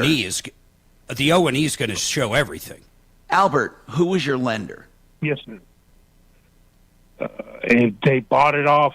It went from home service financing to Mr. Cooper. Now Mr. Cooper has the loan. Who's Mr. Cooper? I don't know. They bought it. They bought it in the end. Some reason or other, they We bought used it to have in the Mr. end. Cooper's big. We used to have Mr. Cooper. Yeah. Okay. They bought it in the. I don't know why they do that. They buy it in the end with 4 payments and then the balloon in the back. I only had like 4 or 5 payments left, and then the balloon in the back. So they bought it from home financing. I don't know why they do that in the Tom, end. that's probably what happened. They bought out just the first with the 4 payments left. They didn't buy out that other part.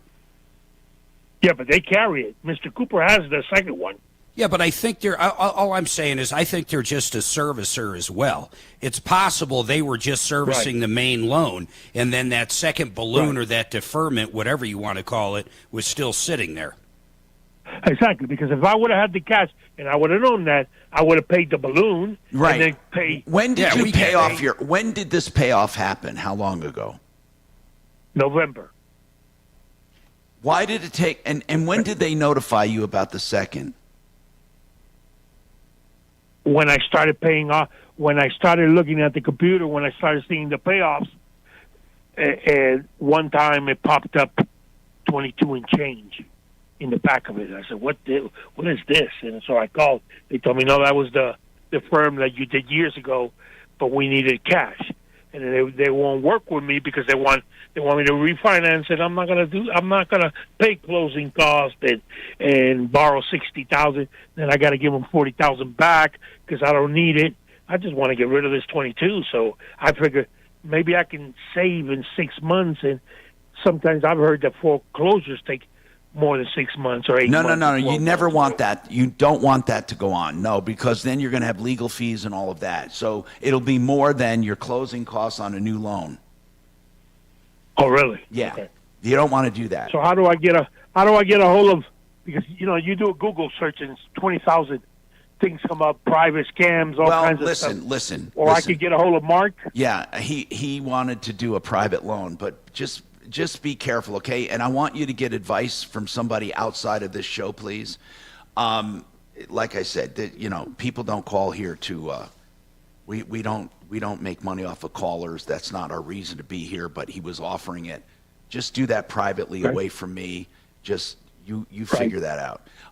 Again, there might be other people who are willing to loan you money as well at better rates. You should shop around if you're looking for a private loan.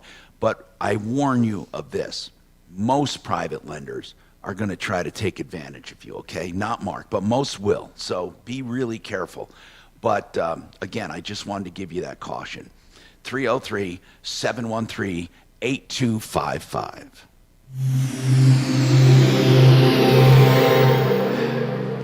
As most Americans suffer financially, gold just hit an all-time high. Hi, I'm Dr. Ron Paul, and this is why you need a physical gold IRA from Birch Gold Group. To learn more, text the word SAFEGUARD to 989898 to get your free info kit on gold IRAs. Secure your IRA or 401k right now. Text SAFEGUARD to 989898 to request your free info kit right now. And you can get your RV serviced or sold or traded at LazyDays.com, the RV authority. I really like Lazy Days. What a great organization. They have a number of locations in Denver and around the country, and they stand by their sales and service. If you're looking for great trade-in values, look no further than LazyDays.com. If you're looking for getting a service done on your RV, whether you bought it there or not, you can go to their north facility in Longmont. It's beautiful. Exit 240 and I-25, formerly Century RV, our friends up there. That's lazydays.com. So we were just talking about loans and tapping equity in your home. Empower Reverse Mortgage is our exclusive reverse mortgage lender. And there are times you need a loan. And if you have equity, you can get a loan with very little credit. Just show you can pay your taxes and insurance. And you can get the money you need for emergencies. Now, here's the deal. A reverse loan never has to be paid back. It'll accrue against the house, and you won't lose the house. However, if you want to pay it off, you can too. If you want to sell it and move, you can do that as well. Check our expert, Mark Massey, and his team at Empower Reverse for information. 720-500-7719. Did you see this moron that ate a puffer fish, was in the hospital just in horrible shape for 5 weeks and croaked? 5 and died? Oh, man, they said it had to be the most excruciating death. Why did he do it, though? I don't know, man. I didn't know. I guess I knew it was bad, but I didn't know it's like the most poisonous fishes in the world. Don't they have a type of sushi that you can buy somewhere, not in this country, I don't think, that if they do it the wrong way, a drop of the poison will kill you? God, I don't know. That's crazy. Seriously.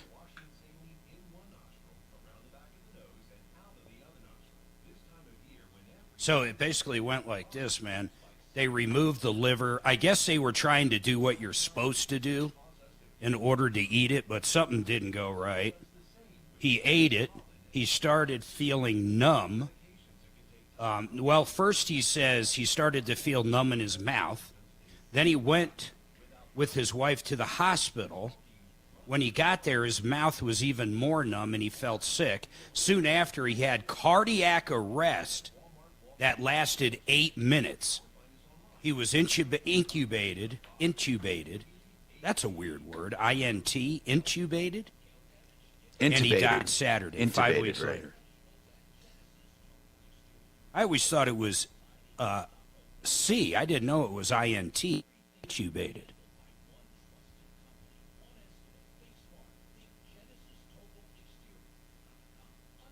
Had several seizures. God, that's just unbelievable.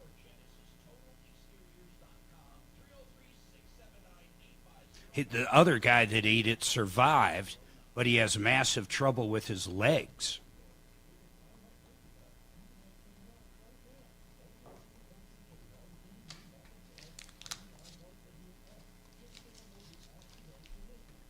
God, symptoms start 20 minutes to 2 hours after eating the fish. So he was at a legit place that served it? No, he did. I mean, what could be the allure of puffer fish that... Well, I don't know. Well, it's a delicacy in Japan where they're known as fuju. And Japanese chefs learned to safely chop out the parts. And I think that's what this guy was doing. He was playing chef and he missed something. They're illegal in the U.S. Did you know that? No. But it doesn't surprise. Okay, wait a second. It says commercial importation of puffer fish is illegal. There's enough TTX in one puffer fish to kill 30 people. Holy shit. God, I would never mess with it. Can you imagine the first poor fisherman that just happened to freaking pull one of these things out and was starving?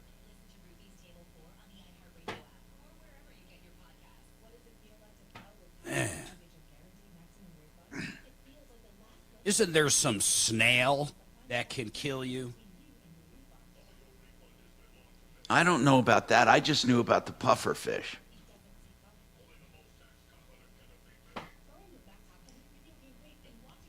Yeah, highly venomous sea snails. It's called the cone snail.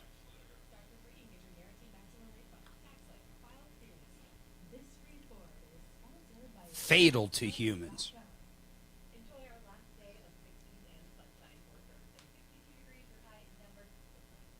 You know, Denver's really getting fucked up. Oh, it's so bad, Tom. It's so bad. Do you know downtown is just atrocious? Have you been down there? I have not. I went down there yesterday for a meeting for the fund. Oh, my Just God. shit everywhere. Oh, my God. I mean, I swear to God, it's not even 10 like seconds, this, guys. not even like the same city anymore. Area Advisors, TrajanWealth.com. Denver's talk station, 630 KHOW.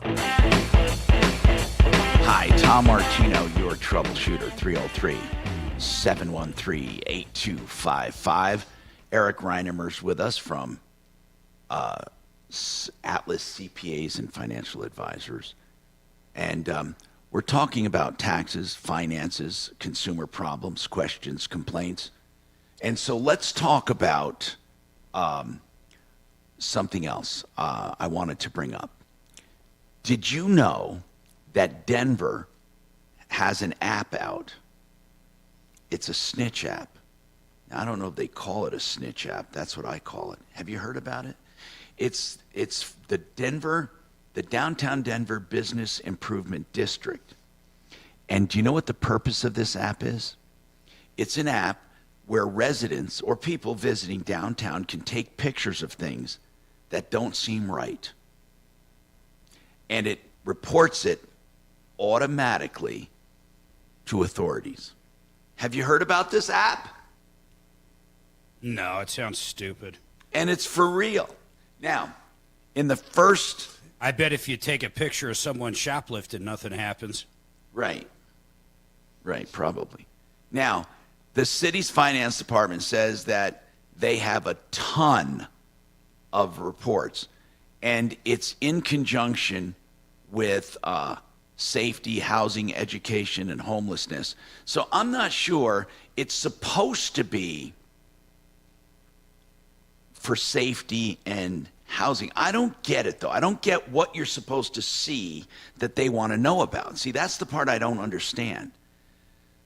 But it's also an adjunct to the Yellow Vest Ambassador Program. Do you know about that, Mark? See, you haven't been downtown recently, have you? No, man.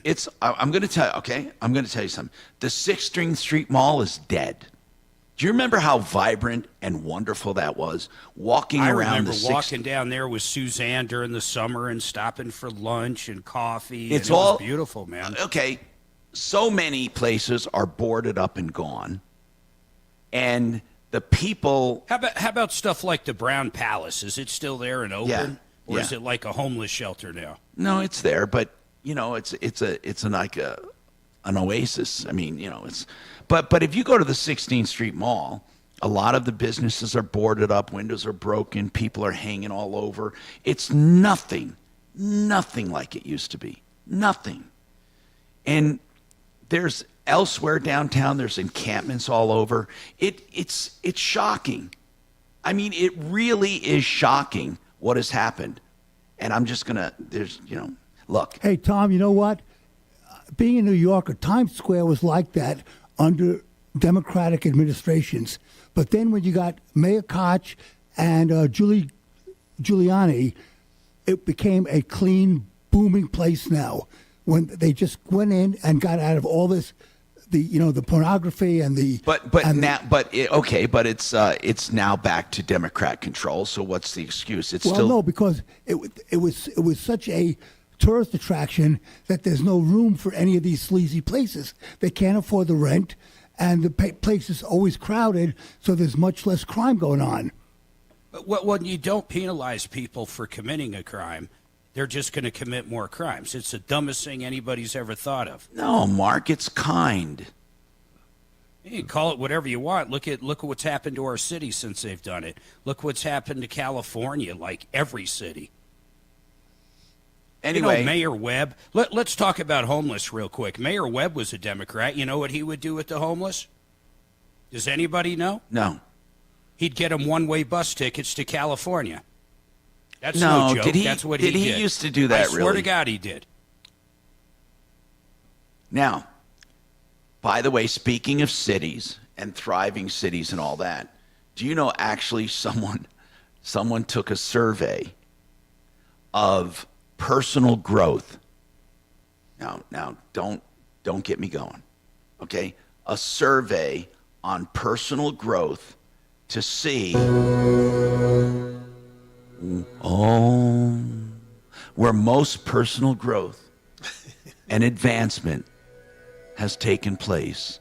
And they've done it based on yoga, exercise, healthcare, mental health, all kinds of a matrix on where they feel, education, where the best personal growth has taken place. Where do you think the most personal growth has taken place according to this survey? I don't understand what you mean by personal growth. Okay, well, I just tell you? Financial growth? I just told you. Yoga. And exercise and self-improvement programs and all of that. I mean, it's a whole matrix of stuff. Overall, they went by the gyms, the fitness, the health, even beliefs and a romantic. So not like job security, financial. No, security. none of that. None of that. This is Are personal they cities growth. or states, Tom? What's that? Are they cities or states? States. The Colorado number one has to be up there. The number Colorado or California. Well, let's just go to the lowest. Let's just go right there. The lowest, Nebraska. Mississippi. Oh. And next, West Virginia. These are the lowest. I went from the lowest to the next lowest. Then Maine, Indiana, Michigan, Pennsylvania. These are people with no growth. Idaho, Nevada, Louisiana. But who's doing this survey? Washington State, Ohio, Iowa, North Carolina, Massachusetts. Okay, you want to hear the biggest growth areas? The number one, Georgia. Next, New Jersey. Then Mississippi. Now, this has no rhyme or reason as far as politics go, by the way. Everyone wants to put a political thing on it. Connecticut's next. Maryland, Alabama. These are the top. In the top 10. Okay, Georgia, Colorado, number 8 of the top 10. Arizona, number 9. South Carolina, number 10.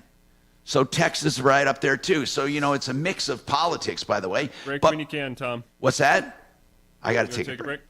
Speaking of personal growth, if I don't take a break, I don't get personal growth. 303-713-8255.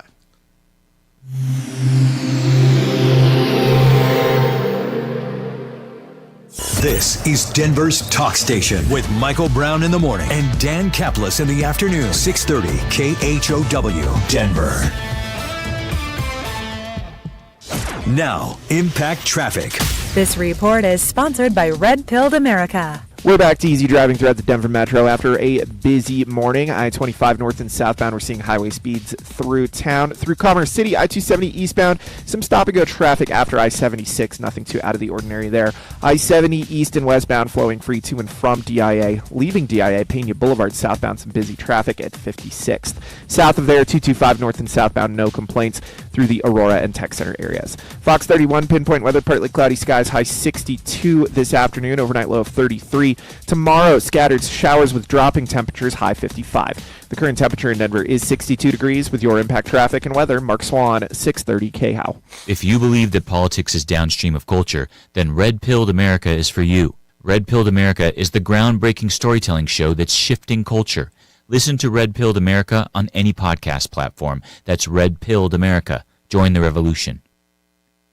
Hey, when you have the oldest home improvement company in all of Colorado going into bathroom remodeling, you have a good thing. K&H Home Solutions. Yes, they do, of course, your roofing and siding and windows and doors and more.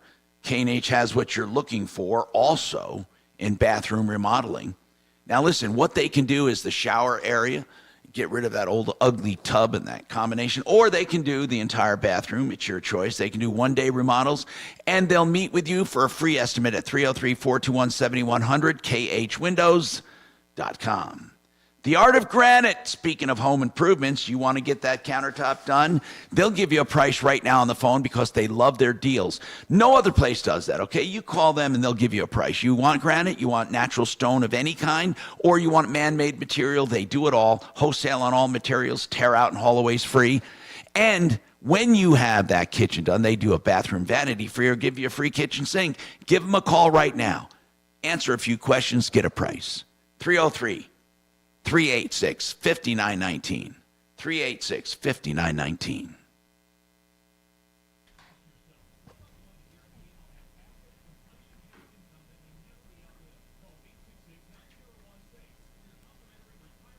Oh, boy. Yep. One-way bus tickets, brother. That's what they used to do, really? Hickenlooper did it too, man. Sons of bitches. I think it's a great idea. You know, right before winter, it's starting to get cold. You don't want them freezing. You don't want them in the shelters. You give them a box lunch. You give them a one-way bus ticket to California. And maybe you give the bus driver some, you know, a handful of 50. So when they actually get off the bus in California, they got $50 in their pocket. It's a win-win-win.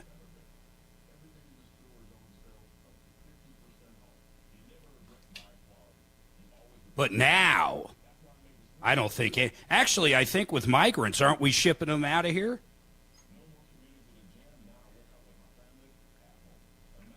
I don't know, actually, what we're doing. I, honest to God, don't fucking know anymore. Yeah, so MR brings up a good one on YouTube. It's like, you know, we're spending, what, $80,000 per homeless person right now, and it's doing nothing because, once again, there's a lot of homeless people that want to be homeless, and there's a lot of drug addicts that want to be drug addicts, but they're going to just try to throw all the money and stuff at people that don't want to change, but they might want to take a trip to L.A.,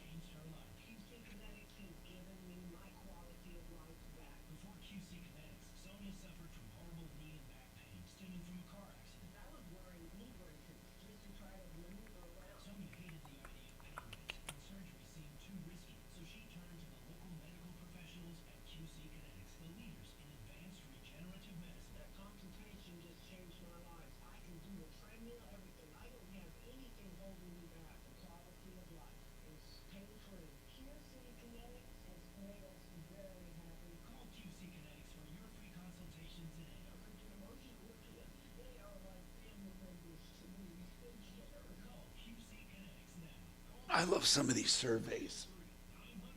Personal growth, my ass. How do they, you know.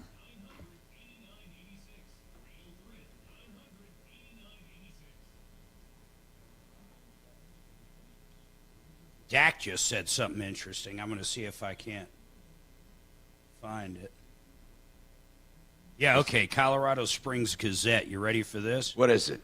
So Denver sent a busload of immigrants or migrants up to, damn it, it wants you to join up. Wants to from Denver to Colorado to Springs? Yeah, they said we will not be designated as a sanctuary county. You guys ain't getting shit. Yeah, but that new mayor down there is liberal. Yeah, well, he probably wants to keep his job.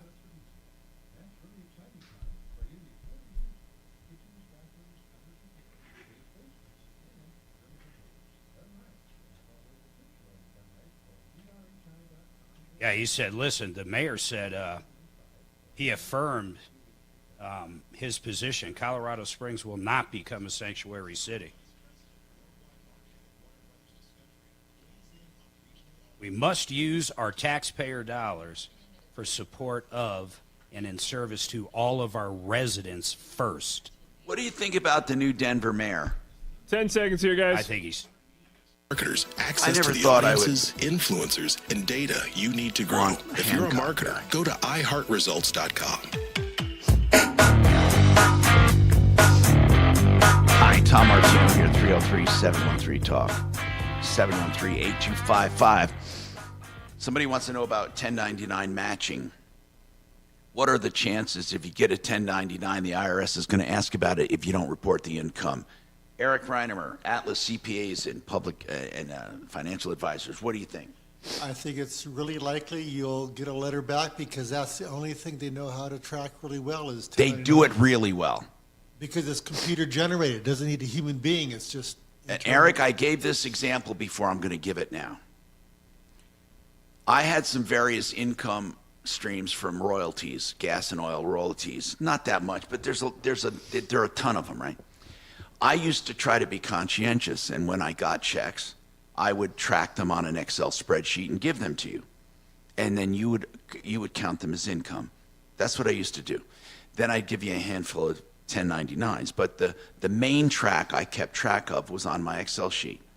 And there were honest to God checks that I got on that Excel sheet that did not show up in 1099s. I don't know why. I don't know why. Never got a 1099. Then there were others that I got 1099s for that weren't on my sheet, okay? I got so tired of reporting what I thought was accurate income and being flagged by the IRS. Remember, I'd get a letter saying, where's this show up? And I say, it's in my overall earnings, okay? I stopped doing that. I don't know if you noticed, but I stopped giving you a spreadsheet. And all I do is give you the 1099s. So really, there are some that I don't get 1099s for, but I'm not reporting them. And I'll tell you why. Because the IRS has more problems with you not matching 1099s than reporting accurately. Does that make sense? I mean, why do some companies not send out 1099s when they're supposed to? Do you know? They're just maybe lax. I'll guarantee you that if I take my 1099s from gas and oil royalties and add them up, they're going to be less than the actual checks I actually got. Hey, Eric, when are you supposed to actually... So I spend a lot of money with, example, iHeart. Am I supposed to send iHeart a 1099? I know, that's always been confusing, Mark, how I will get a 1099. Or even a more... Yeah, how about if you go out to the same damn restaurant and write it off every day and you spend $50,000 with a restaurant? Do you give them a 1099? Yeah, what's the rule? Why? Like, some of my sponsors actually send me a 1099 and I think, I don't work for them. I mean, in other words, I'm a company. Why do you send as Mark said, do you send a 1099 to every vendor you deal with? No, the payer, whoever, it's for a service. When there's a service rendered, the payer is supposed to issue the 1099. But okay, when somebody advertises on Channel 9, do they send Channel 9 a 1099? Of course they don't. You're exempt if it's a corporation. Okay. Yeah, but apart from that, you're supposed to send 1099. If it's an individual of any kind. Yeah, any entity besides a corporation. Okay. So that does business with me for the most part, I end up getting a 1099. I know. And for the life of me, I can't understand. Because you're claiming the income claiming the income under your business. The same with me. Yeah, I will claim all of my income under Troubleshooter Network, yet I'll get 1099s for a lot of the stuff I already claimed.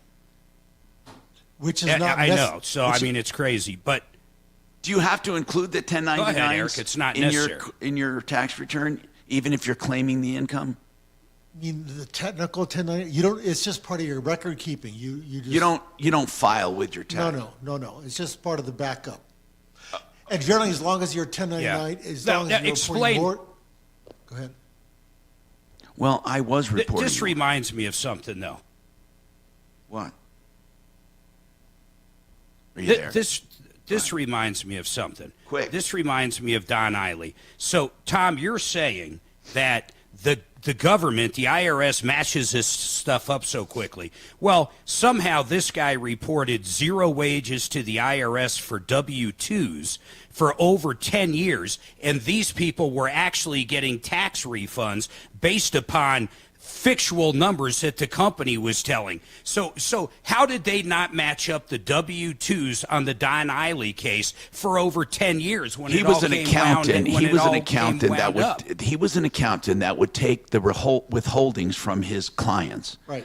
but not send them to the IRS, claiming to the IRS. And he would report, but here's what I'm saying. He would report 0 employees for ABC Business. So he would do zeros. He would keep the money. But come the end of the year, he would create W-2s for all the employees whose money he stole and the company, and they would actually get tax refunds based upon the fictional numbers, meaning the IRS never matched up the W-2s to the individual Social Security number for over 10 years. Hold on. Scott has a question. Scott, what is your question?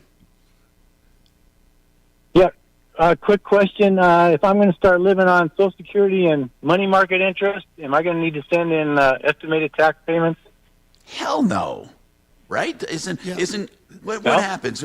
Are taxes taken out of Social Security or not?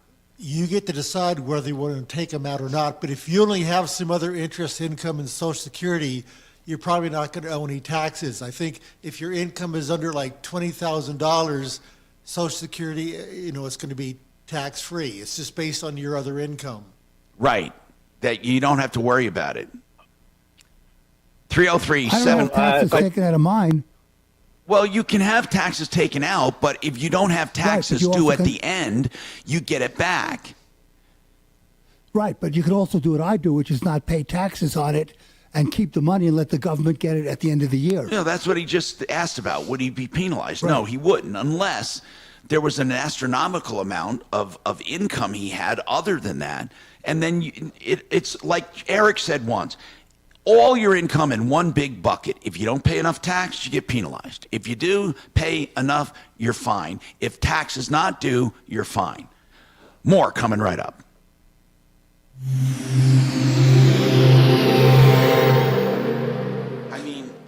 Now, Impact Traffic.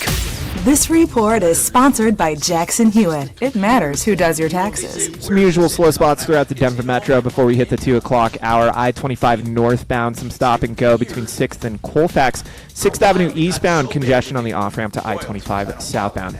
North of there, I-70 westbound, busy traffic between Colorado Boulevard and York. For folks leaving DIA, Pena Boulevard southbound, you're going to see some busy driving between Tower Road and 56. Fox 31, pinpoint weather, partly cloudy skies. It's the last warm day for a while. Highs in the low 60s, overnight low of 33 degrees.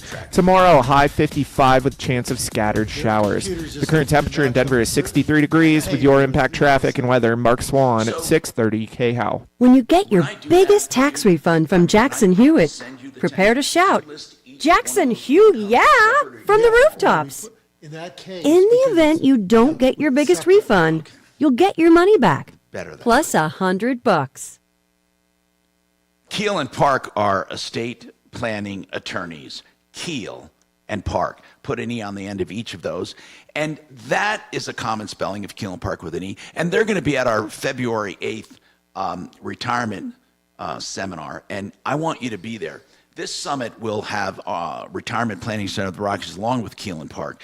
Keel and Park does something pretty unique. They'll go over everything you have and your estate and look at what you need. That's free of charge. And then they'll give you an estimate of what it will cost to do an adequate estate plan. Now, you can pick and choose what they've recommended, but they give you a flat rate for whatever you want to do.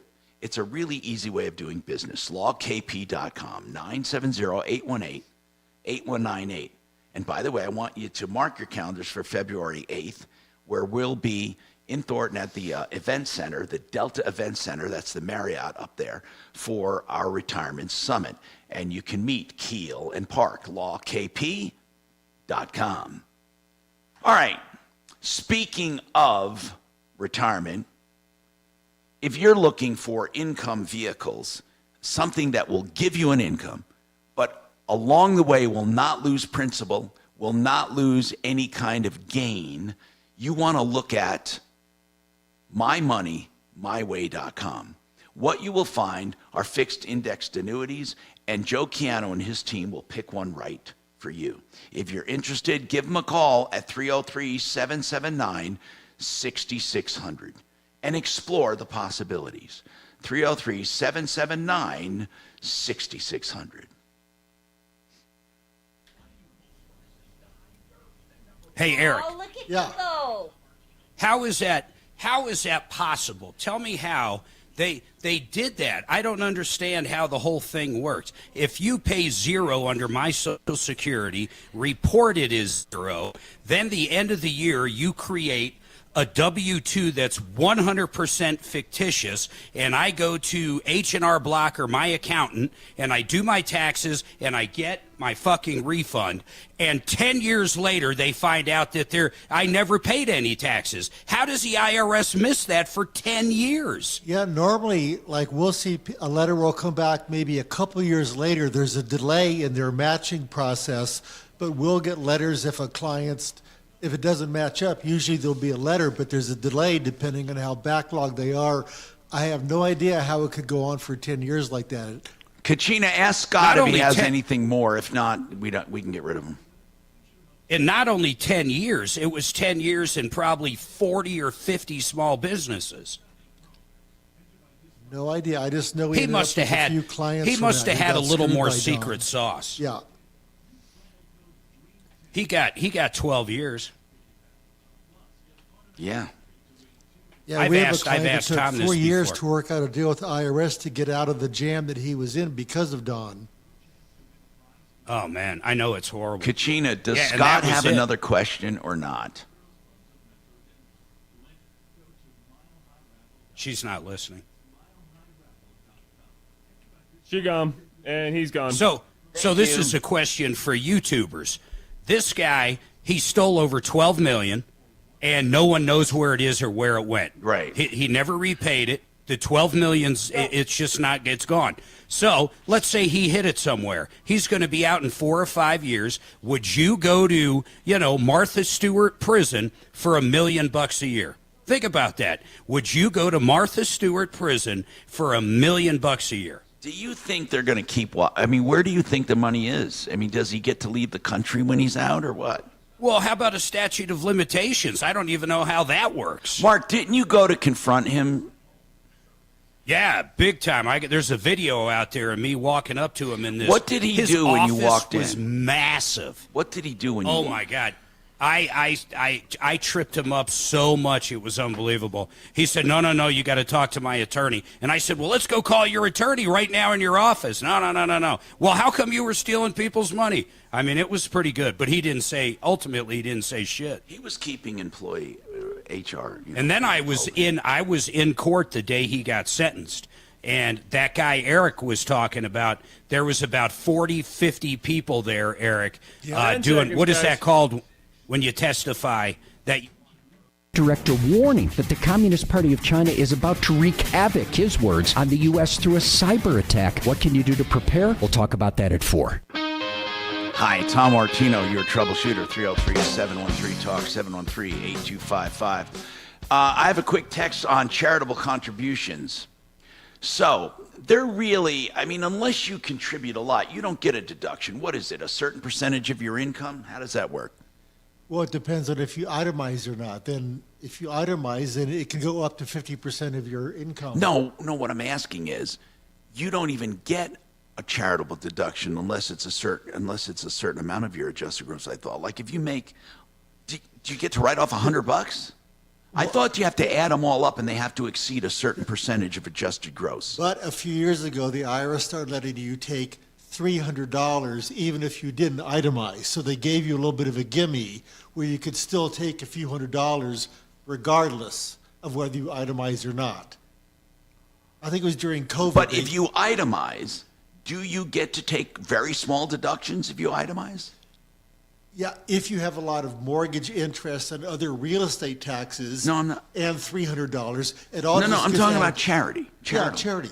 Yeah, charity is part of the itemized deduction. Right, I get that. Yeah. So if I do itemized deductions, most people do, right? Most people do itemized or not? No, now the majority of people do not itemize. What? Because they got rid of personal exemptions, and now everybody gets a free $13,000 standard deduction. A married couple gets $26,000, so nobody itemizes unless you've got $26,000 of mortgage and $10,000 of state taxes and charity. Most people don't. Is that salt? They take the standard deduction, so Exactly. to speak. Okay. So itemizing deductions you're talking about is personal. The business always itemizes deductions. Right, that's okay, different. got it. Can a business make charitable contributions? It can, but it flows through to your personal return anyway. Like in an S corp, it just flows through, so it all goes through to your personal tax return. Only How about, a C corp. Only a ahead. C corp takes contributions. Is salt still around? You bet it is, and it's a big deal. That $10,000 limit is a big issue right now. Oh, okay. Well, we opened up a can of worms that I don't even know what salt is. But anyway, we don't have time to get into it right now. But thank you, Mark. Now, maybe we'll talk about that tomorrow. I'm Tom Martino. Don't forget, that was Atlas CPAs and Financial Advisors. 303 Martino. Save all your problems for me.